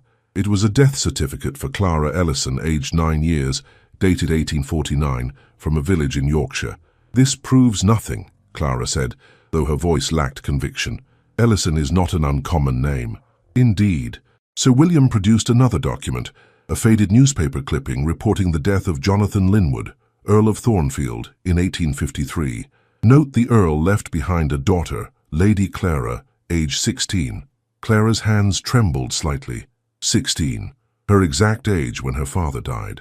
The coincidence was unsettling. Still circumstantial, Edward commented, though his tone had shifted subtly. Sir William smiled thinly. Perhaps this will prove more convincing. He withdrew a small portrait from his portfolio, a miniature of a young woman with chestnut hair and clear grey eyes, wearing a blue dress and pearl eardrops. The resemblance to Clara was unmistakable. Lady Clara Linwood, painted for her 16th birthday, Sir William announced. My wife discovered it among your possessions during your employment, hidden in the false bottom of your writing case. Clara stared at the portrait, memories suddenly assaulting her, her father placing it in her hands as he lay dying, whispering that it was her mother, that she must keep it safe always. But her mother had died when she was very young. She had no clear memories of her face. Where did you get this? She whispered. As I said, from your writing case. When confronted, you claimed it was your mother. Lady Blackwood's suspicions were aroused, leading to further investigation. Sir William's expression turned smug. The Linwood family features are quite distinctive. The portrait was easily identified by an expert. Edward rose, moving to stand beside Clara's chair, his presence steadying. You still haven't explained your purpose in bringing these matters forward, Sir William. Merely to establish truth, Blackwood replied unconvincingly. The Ton should know that the new Duchess of Wexford is actually of noble birth, if somewhat tarnished lineage. How altruistic, Edward remarked dryly. And this truth-seeking requires financial compensation, I understand. Sir William shifted uncomfortably. Compensation for my investigative efforts would be appropriate. My connections at the Herald's office don't come cheaply. I see. Edward's voice hardened. And if this compensation isn't forthcoming, you'll take your discoveries to the newspapers. Information finds its way into circulation, Blackwood hedged. The story of a duke unknowingly restoring an earl's daughter to her proper station would certainly interest the gossip columns. Clara found her voice at last. This is blackmail, Sir William. Nothing more. An unfortunate characterization, Your Grace. His emphasis on her title held subtle mockery. I merely offer you the opportunity to control how this information emerges. Edward moved behind Clara's chair, one hand resting lightly on her shoulder. What would prevent us from simply denying your claims? This. Sir William produced his final document with the flourish of a conjurer revealing his most impressive trick, the birth record of Lady Clara Linwood, showing the distinctive birthmark on her left shoulder, a mark resembling a small crescent moon, according to the attending physician. Clara froze, her hand unconsciously rising to touch her left shoulder through her dress. The crescent-shaped birthmark had been with her all her life, a private detail known only to her and those who had cared for her in childhood. Edward's hand tightened slightly on her shoulder. May I see that document? Sir William passed it over, watching Clara's reaction with undisguised triumph. I see Her Grace recognizes the accuracy of this detail. Clara said nothing, her mind racing through fragments of memory. Her father's insistence on perfect diction and posture despite their modest circumstances, his extensive library, incongruous in their small home, his refusal to discuss their life before she turned 10, the portrait he had claimed was her mother, now revealed as herself. These documents appear convincing, Edward admitted, returning to his seat. However, their sudden appearance and your approach suggest motives beyond historical accuracy. Sir William smiled thinly. My motives are irrelevant if the information is true, and I believe Her Grace's reaction confirms it is. It confirms nothing, Clara stated, though her conviction had wavered. A birthmark is hardly definitive proof of identity. Perhaps not alone, Sir William agreed, but combined with the portrait, the timing of your father's death, and certain aristocratic qualities you've always displayed despite your supposed humble origins, the evidence becomes compelling. What qualities? Clara demanded. Your speech, your bearing, your facility with languages and music, all suggesting early training beyond a mathematics teacher's means. Sir William leaned forward. Lady Blackwood remarked upon it often, how a mere governess carried herself like a lady born. A heavy silence fell. Clara felt suspended between past and present, between the identity she had known and the one now thrust upon her. If there was truth in these claims, her entire history required rewriting, not just her relationship with Edward. What is your proposal? Edward asked finally, his tone businesslike. £10,000, Sir William replied promptly, in exchange for all documentation and complete discretion. Extortion, Clara murmured. Investment, Sir William countered. In your peaceful transition into society. Edward rose, his expression unreadable. You've given us much to consider, Sir William. I'll need to verify these documents independently before any decision can be made. Of course, Your Grace. Blackwood gathered his portfolio, clearly disappointed not to receive immediate payment. I shall await your response, though I should mention that others have expressed interest in this information. Others? Edward's voice sharpened. Lady Honoria Vale was most intrigued when I approached her yesterday, Sir William replied with calculated casualness, though she suggested the matter be brought directly to you first. How considerate of her, Edward remarked coldly. Simmons will show you out. Leave the documents. When Sir William had departed, Clara buried her face in her hands. This is a nightmare. Is it? Edward asked quietly, seating himself beside her. Clara, look at me. She raised her head, meeting his gaze reluctantly. Is there any possibility, he asked carefully, that Sir William's claims contain truth? Clara faltered. I don't know. My earliest clear memories begin around age 10. Before that, there are only fragments. A larger house, servants, my mother's funeral with many people in black. I always assumed they were dreams or imaginings. And the portrait, the birthmark, the portrait my father gave me as he died, claiming it was my mother. The birthmark I've had always. Clara's voice trembled. But this makes no sense, Edward. Why would an earl conceal his daughter's identity? Why raise me to become a governess if I were born to nobility? To protect you, perhaps, Edward suggested. If Thornfield died in debt and disgrace, his creditors might have pursued his daughter as his only heir. An earl's child would have value, to relatives, to social climbers, to those seeking advantage. Clara stood, moving to the window as though distance might grant clarity. So my father, if he was indeed the earl, hid me in plain sight, raised me to earn my living rather than trade on a ruined title. It would explain your education, Edward noted. Your languages, music, deportment, all suggesting early training beyond most governesses. This is madness, Clara whispered, though doubt had taken firm root. My entire life. A fabrication. Edward approached, careful not to touch her. Not a fabrication. Perhaps an adaptation born of necessity and love. She turned to face him, sudden realization dawning. You believe this, don't you? You think I'm this Lady Clara? I think, he said carefully, that the evidence warrants investigation, and that regardless of its truth, Sir William's approach constitutes blackmail, which I won't tolerate. A knock interrupted them. Simmons entered, his dignified demeanor slightly ruffled. Forgive the intrusion, Your Grace, but Lady Honoria Vale insists upon seeing you immediately. She claims the matter cannot wait. Edward and Clara exchanged glances. Show her in, Edward directed. Let's discover what role she plays in this drama. Lady Honoria swept in moments later, her pale blue visiting dress immaculate, her expression triumphant. Your Graces, she curtsied, the gesture a mockery of respect. I trust Sir William's visit was enlightening? You orchestrated this, Clara stated flatly. Orchestrated? Hardly. Honoria smiled coldly. I merely facilitated the flow of information.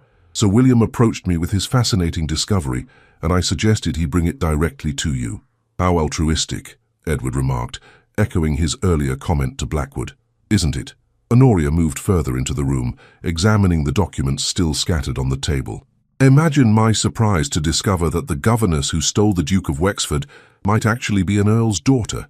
It's almost poetic, the ruined nobleman and the hidden lady, both playing at common lives." "What do you want, Honoria?" Edward asked directly. She raised perfectly arched eyebrows. "Want? Why, nothing but justice. London deserves to know that its newest duchess isn't quite the rags-to-riches story the gossips claim, that beneath the governess exterior lurked noble blood all along. And this sudden concern for accuracy comes from where exactly?" Clara inquired, finding strength in confrontation.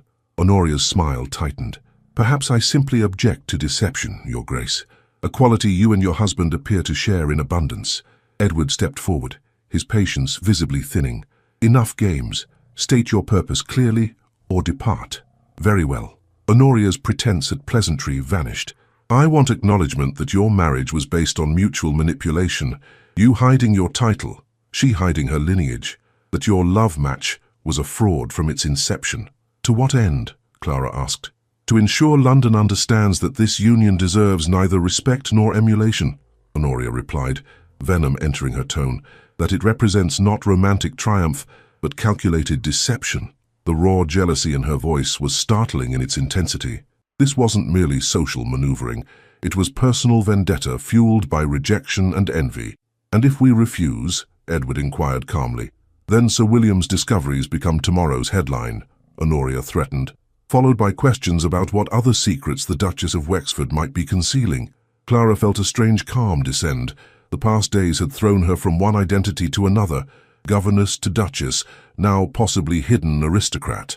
Yet through each transformation, something essential remained unchanged, her determination to face challenges directly. "Publish what you will, Lady Honoria," she said evenly. "My husband and I have nothing to fear from truth." Honoria's eyes widened in surprise, clearly having expected capitulation rather than defiance. "You cannot mean that.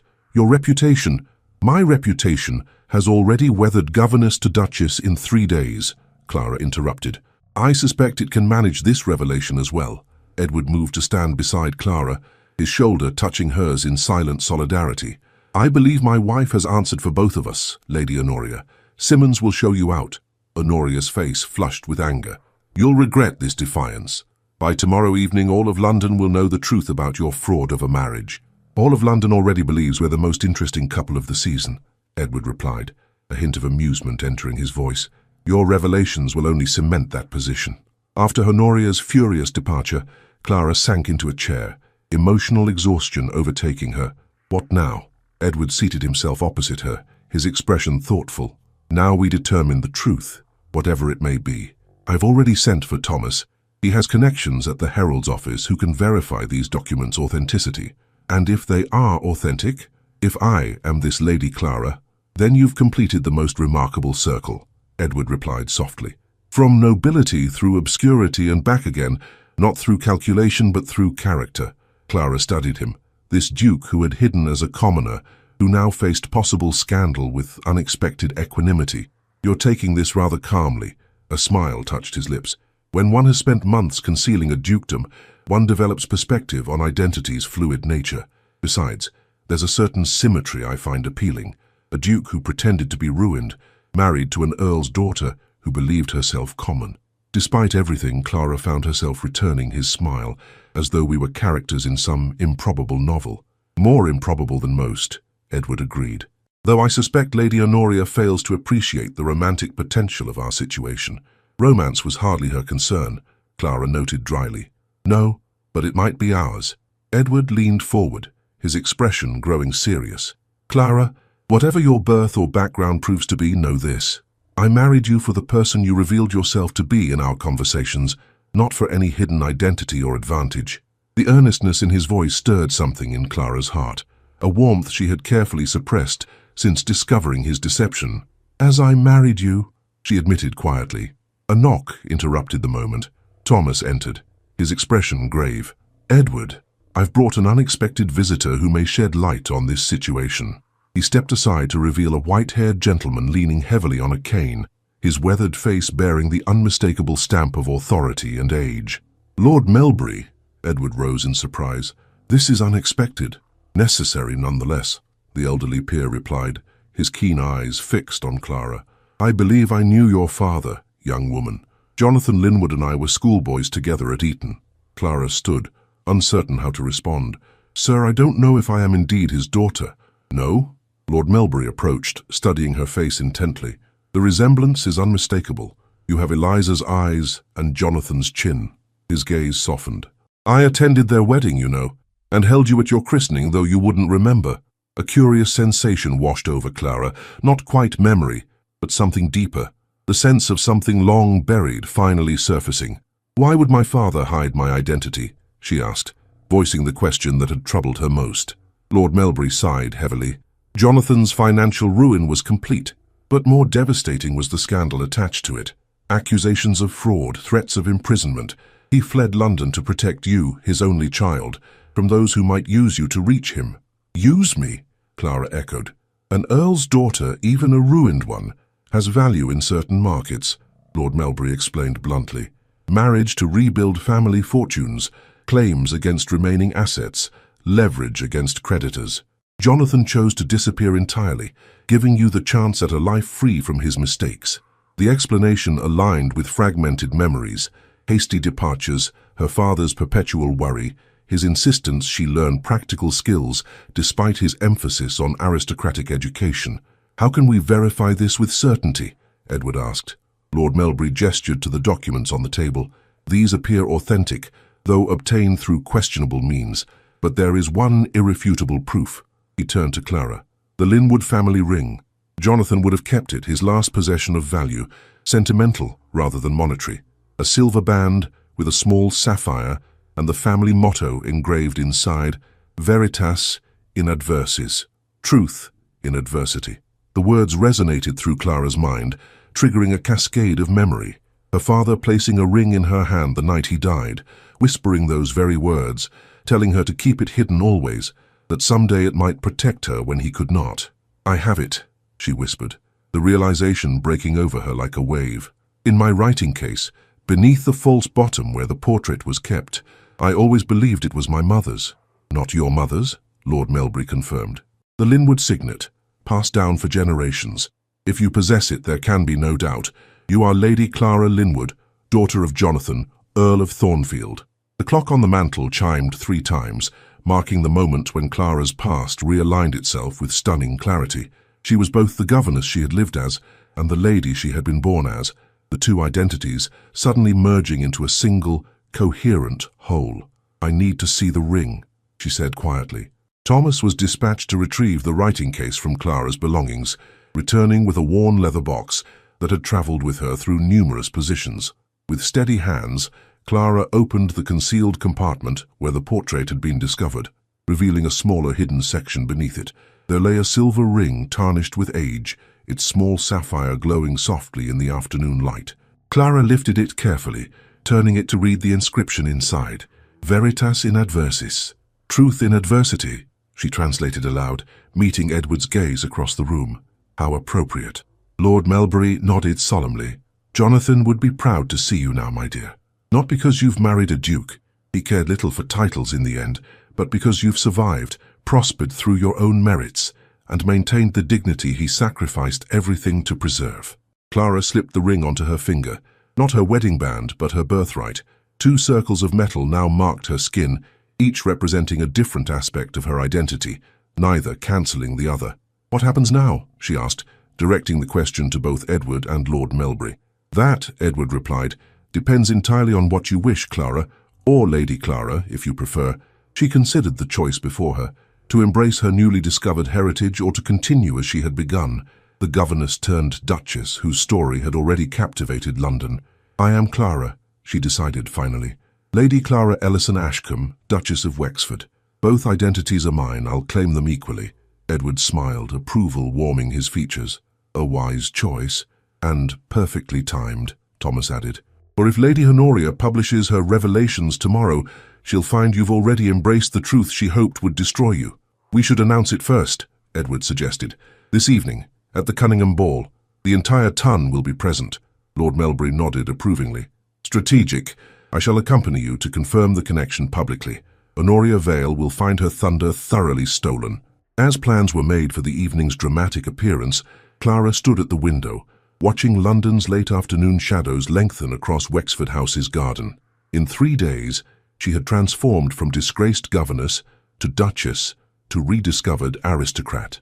Yet beneath these shifting identities, she remained essentially herself, the woman who had walked in Regent's Park discussing poetry, who had faced Lady Honoria's barbs with quiet dignity, who had demanded honesty from the Duke she had married. Edward approached, standing beside her at the window. "Are you well?" he asked quietly. "I'm adjusting," she replied honestly. "It's rather a lot to absorb." "Indeed."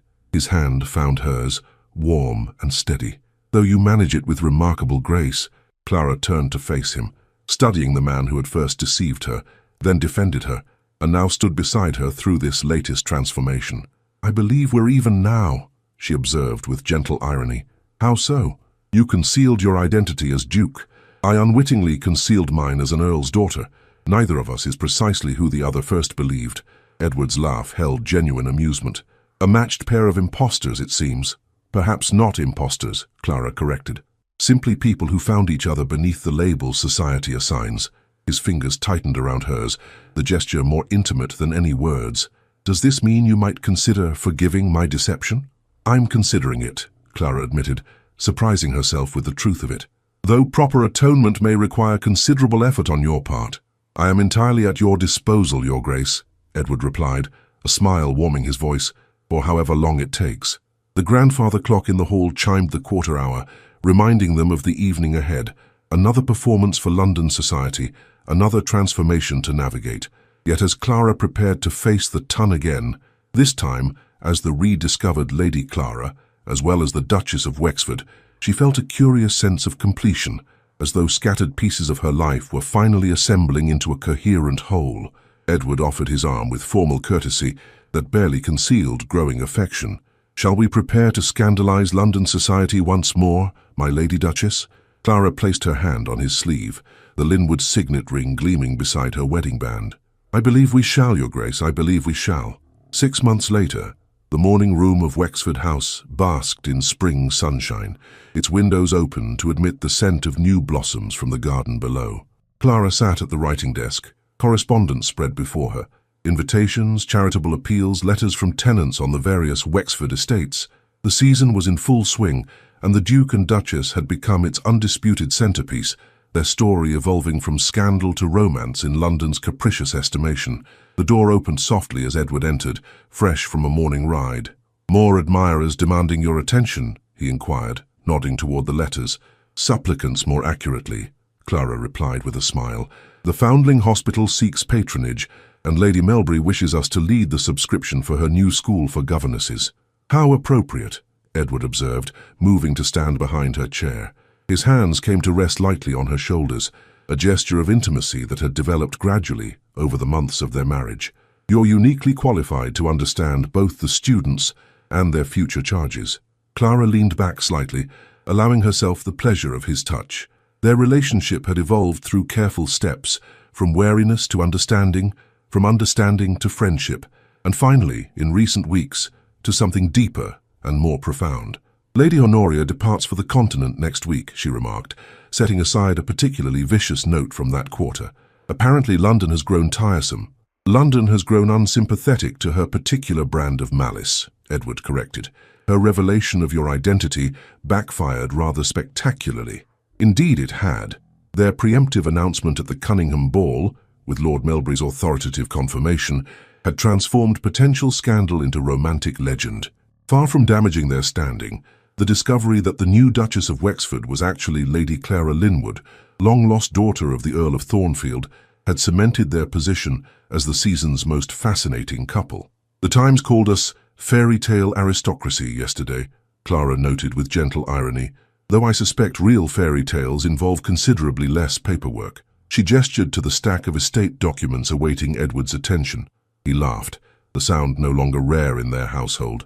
"Perhaps we should commission a more accurate version, the Duke and Duchess who spent their days reviewing tenant requests and agricultural reports." Hardly the stuff of legend, Clara agreed, rising from the desk. She moved to the window, gazing out at the garden where crocuses and early daffodils created pools of colour against awakening green. Thomas visits tomorrow with news of the Devonshire cottage renovations. Ah yes, our ruined gentleman's retreat, Edward recalled with amusement, though considerably less humble than I initially described. The cottage in Devonshire, actually a comfortable manor house on a smaller Wexford property, had become their private project, a place where Duke and Duchess might occasionally escape their titles and responsibilities. Clara had overseen its renovation personally, creating a home that balanced comfort with simplicity. I've been thinking, Edward continued, joining her at the window, about the school for governesses Lady Melbury proposes. Oh? Clara turned to face him, intrigued by his thoughtful expression. The Thornfield estate lies vacant still, does it not? After your father's creditors were satisfied, the property itself remained in limbo, without clear ownership. Clara nodded. Lord Melbury mentioned as much. Without direct heirs to claim it, the estate fell to the Crown, though apparently no decision has been made regarding its disposal. What if we petitioned for its use as Lady Melbury's school? Edward suggested. The Thornfield name would be preserved, and the purpose would honour both your father's commitment to education and your own experience. The idea struck Clara with unexpected force. Thornfield, her ancestral home she barely remembered, transformed into a place of learning and opportunity for women like herself, a fitting resurrection for a legacy nearly lost to time and circumstance. Edward, that's perfect, she breathed. But could we secure it? The petition would require significant influence. The Duke and Duchess of Wexford, together with the Earl of Melbury, present a rather formidable alliance, Edward reminded her with a smile. And the romantic appeal of the daughter of Thornfield reclaiming her heritage for public good would sway even the most pragmatic Crown officials. Clara rose on tiptoe to kiss his cheek, a gesture still novel enough to bring colour to both their faces. Thank you for understanding why this matters. I understand you, he replied simply. As you have come to understand me. That understanding had developed slowly, through quiet conversations in this very room, through shared duties at the Wexford estates, through the gradual revelation of histories both had kept guarded. Clara had learned of Edward's difficult relationship with his father, his military service in India, his genuine discomfort with the privileges his title conferred. Edward had discovered Clara's passionate commitment to education, her quiet strength forged through years of self-reliance, her ability to navigate between worlds without losing her essential self. A knock at the door interrupted their moment of companionable silence. Simmons entered, bearing a silver salver with a single letter. From Lady Beatrice, Your Grace, he announced, presenting it to Clara. Her footman awaits a response. Clara broke the seal, reading quickly. Your aunt invites us to dine this evening. Apparently she has news that cannot wait until tomorrow's planned visit. Intriguing, Edward remarked. Aunt Beatrice rarely indulges in suspense. I shall write our acceptance immediately. Clara returned to the desk, penning a brief note that Simmons carried away with dignified efficiency. When they were alone again, Edward approached, taking her hand in his. Before we are swept into whatever drama Aunt Beatrice has orchestrated, there is a matter I wish to discuss. The serious note in his voice caught Clara's attention. Is something wrong? On the contrary. His thumb traced the outline of the Linwood signet ring she still wore alongside her wedding band. I've been reflecting on our unusual beginning, the deceptions, revelations, and transformations that brought us together. Clara nodded, wondering where his thoughts led. When I proposed to you at Mrs. Finch's boarding house, I offered marriage as mutual protection against society's cruelties, Edward continued. A practical arrangement born of necessity and, I admitted then, genuine regard. I remember, Clara said softly. What I did not admit, could not admit then, was the deeper truth. His gaze met hers directly. That in our conversations in Regent's Park, in your quiet dignity despite injustice, I had discovered something I never expected to find. A woman whose mind and spirit called to mine across all barriers of circumstance and position. Clara's breath caught. Though their relationship had deepened over recent months, neither had spoken openly of love, as though the word itself might shatter the careful trust they had built. I deceived you about my title, Edward acknowledged, his voice low and earnest. But I never deceived you about my feelings, though I expressed them inadequately. I admired you then. I love you now. Not the governess or the Earl's daughter or the Duchess, but the woman who has been constant through every transformation. The simple declaration, delivered without artifice or elaborate language, touched Clara more deeply than any formal poetry might have done. For a man raised to conceal emotion beneath aristocratic reserve, such direct expression represented a transformation as profound as any she had experienced. "Edward," she began, then found herself without adequate words. He smiled slightly. "You need not respond in kind. I know trust builds slowly after betrayal. I merely wished you to know the truth of my heart, whatever you choose to do with that knowledge." Clara considered the extraordinary journey that had brought them to this moment. From their first meeting in Regent's Park to the marketplace confrontation, from hasty marriage to reluctant partnership, from discovered deceptions to hard-won understanding. Each step had revealed more of the man before her, stripping away titles and pretense until only essential truth remained. "The first time you touched my hand," she said finally, "as we walked from Thornfield Market, I felt something I couldn't name, a recognition, perhaps, of something familiar in a stranger. I told myself it was gratitude for your intervention, or admiration for your courage in defending a disgraced governess." Edward waited, patient and attentive, as she found her way through memory to present truth. "Later, when I discovered your deception, that feeling seemed a fool's delusion," Clara continued. "Yet it persisted through anger and disappointment, growing stronger as I came to know the man beneath both masks, the ruined gentleman and the reluctant duke." She stepped closer, placing her free hand against his chest, feeling his heartbeat strong and steady beneath her palm. "I love that man, Edward. Not for what he possesses or what title he bears, but for who he has revealed himself to be, in kindness and integrity, in faults acknowledged and amends made, in the courage to speak truth even when it risks rejection." His arms encircled her with gentle certainty, drawing her close. "Clara," he whispered, her name a benediction on his lips. "We began in deception," she murmured, "but we need not continue in it, not with each other." Their kiss, when it came, held the warmth of spring after winter's long absence, tender yet profound, a promise of seasons yet to unfold between them. Not the first kiss of their marriage, but the first untainted by reservation or doubt, the first fully claimed by hearts as well as lips. When they parted, Edward's smile held wonder tinged with mischief. What will society make of this development, I wonder? A duke and duchess who married first and fell in love after. "Society may think what it wishes," Clara replied, her own smile echoing his. "We've given them quite enough entertainment already." The afternoon sun streamed through the windows, illuminating two figures standing close together in the morning room of Wexford House. No longer strangers navigating unfamiliar terrain, but partners finding their way to shared purpose and mutual joy. Later, as their carriage carried them toward Lady Beatrice's dinner party, Clara gazed out at the London streets where her journey had begun, first as a governess, seeking modest employment, then as a duchess, navigating treacherous social waters. The city had rejected her, then reluctantly accepted her, and finally embraced the romantic legend she and Edward had inadvertently created. Edward's hand found hers in the carriage's privacy. "What are you thinking?"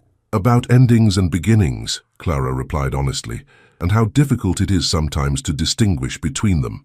"Philosophical as always," he noted with affection. "Practical, rather," she corrected. "Tomorrow I begin interviews for teachers at the Thornfield School for Governesses. Today I received confirmation that the royal petition has been approved. The estate will be transferred to the school's trust next month." Edward's expression warmed with pride. "You've accomplished in 6 months what most could not achieve in years." "We have accomplished it," Clara amended. "Your influence opened doors. Lady Beatrice's connections secured patronage. Lord Melbury's testimony convinced the Crown Commissioners." "Your vision drives it all," Edward insisted.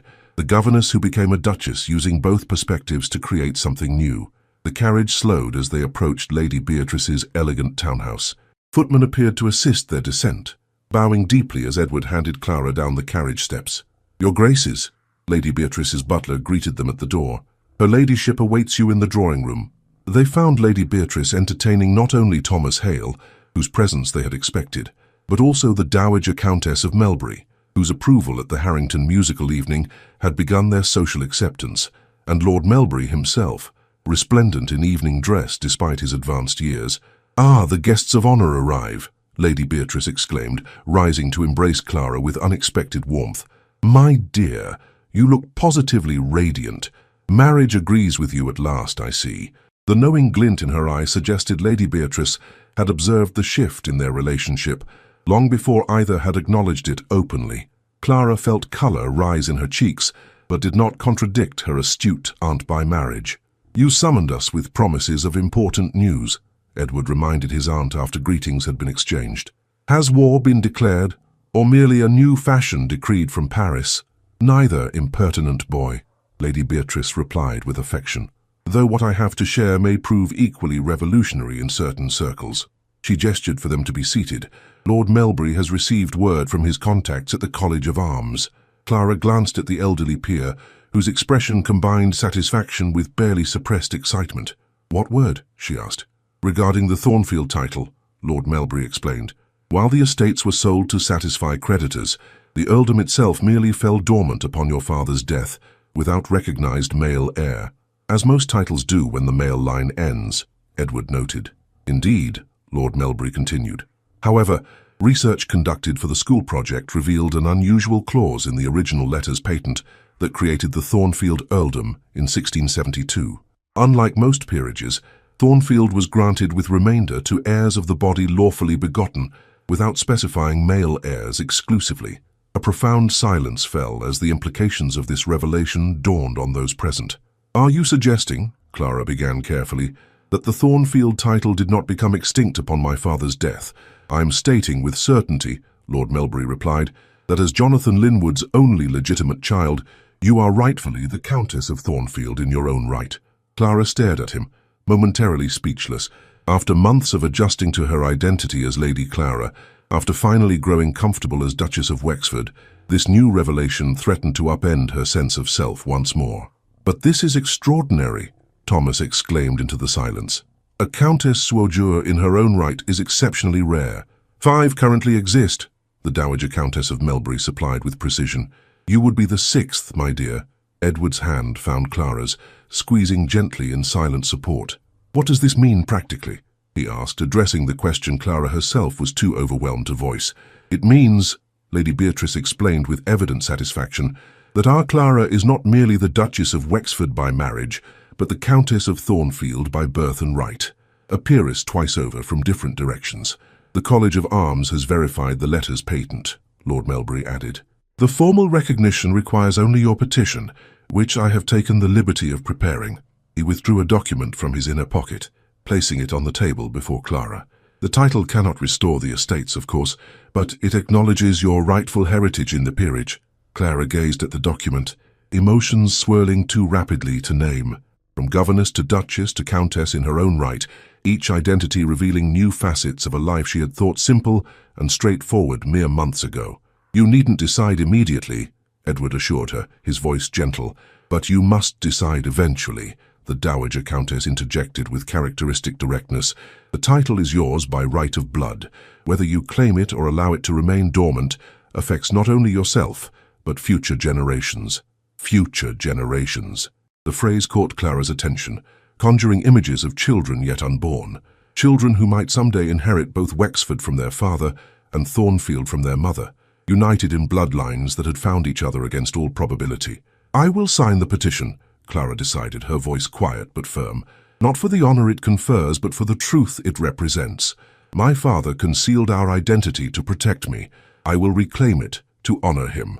As Lord Melbury guided her through the formal document signing, Clara felt Edward's steady presence beside her, not directing or influencing, but supporting whatever choice she made. Their partnership had evolved from convenient arrangement to genuine alliance, founded on mutual respect that had survived deception, revelation, and transformation. Later, as London's lights flickered against the evening sky, and their carriage carried them back to Wexford House, Edward drew Clara close against the spring chill. "Countess of Thornfield and Duchess of Wexford," he mused. "Quite a collection of titles for a woman who once claimed to be merely a governess." "I was never merely anything," Clara replied with newfound certainty. "Neither were you merely a ruined gentleman or merely a duke. We are composed of all our experiences, all our choices, all our truths revealed and concealed." Edward's smile was visible even in the carriage's dimness. "My philosophical Countess-Duchess, what wisdom will you bring to our breakfast table tomorrow?" "Perhaps simply this," Clara answered, resting her head against his shoulder with the easy familiarity of genuine affection, "that the journey matters more than the destination, and that sometimes the longest path between 2 points governess to duchess, duke to husband, strangers to lovers, proves the most worthwhile in the end. As Wexford House appeared before them, windows glowing with welcome light, Clara reflected on the extraordinary circle her life had travelled, from aristocratic beginning through humble middle to unexpected restoration. Yet more precious than any title or position was the man beside her, whose own journey had matched hers in complexity and revelation. "Welcome home, Countess," Edward murmured as the carriage stopped before their door. "Welcome home, husband," Clara replied, the simple word holding more meaning than any formal title ever could.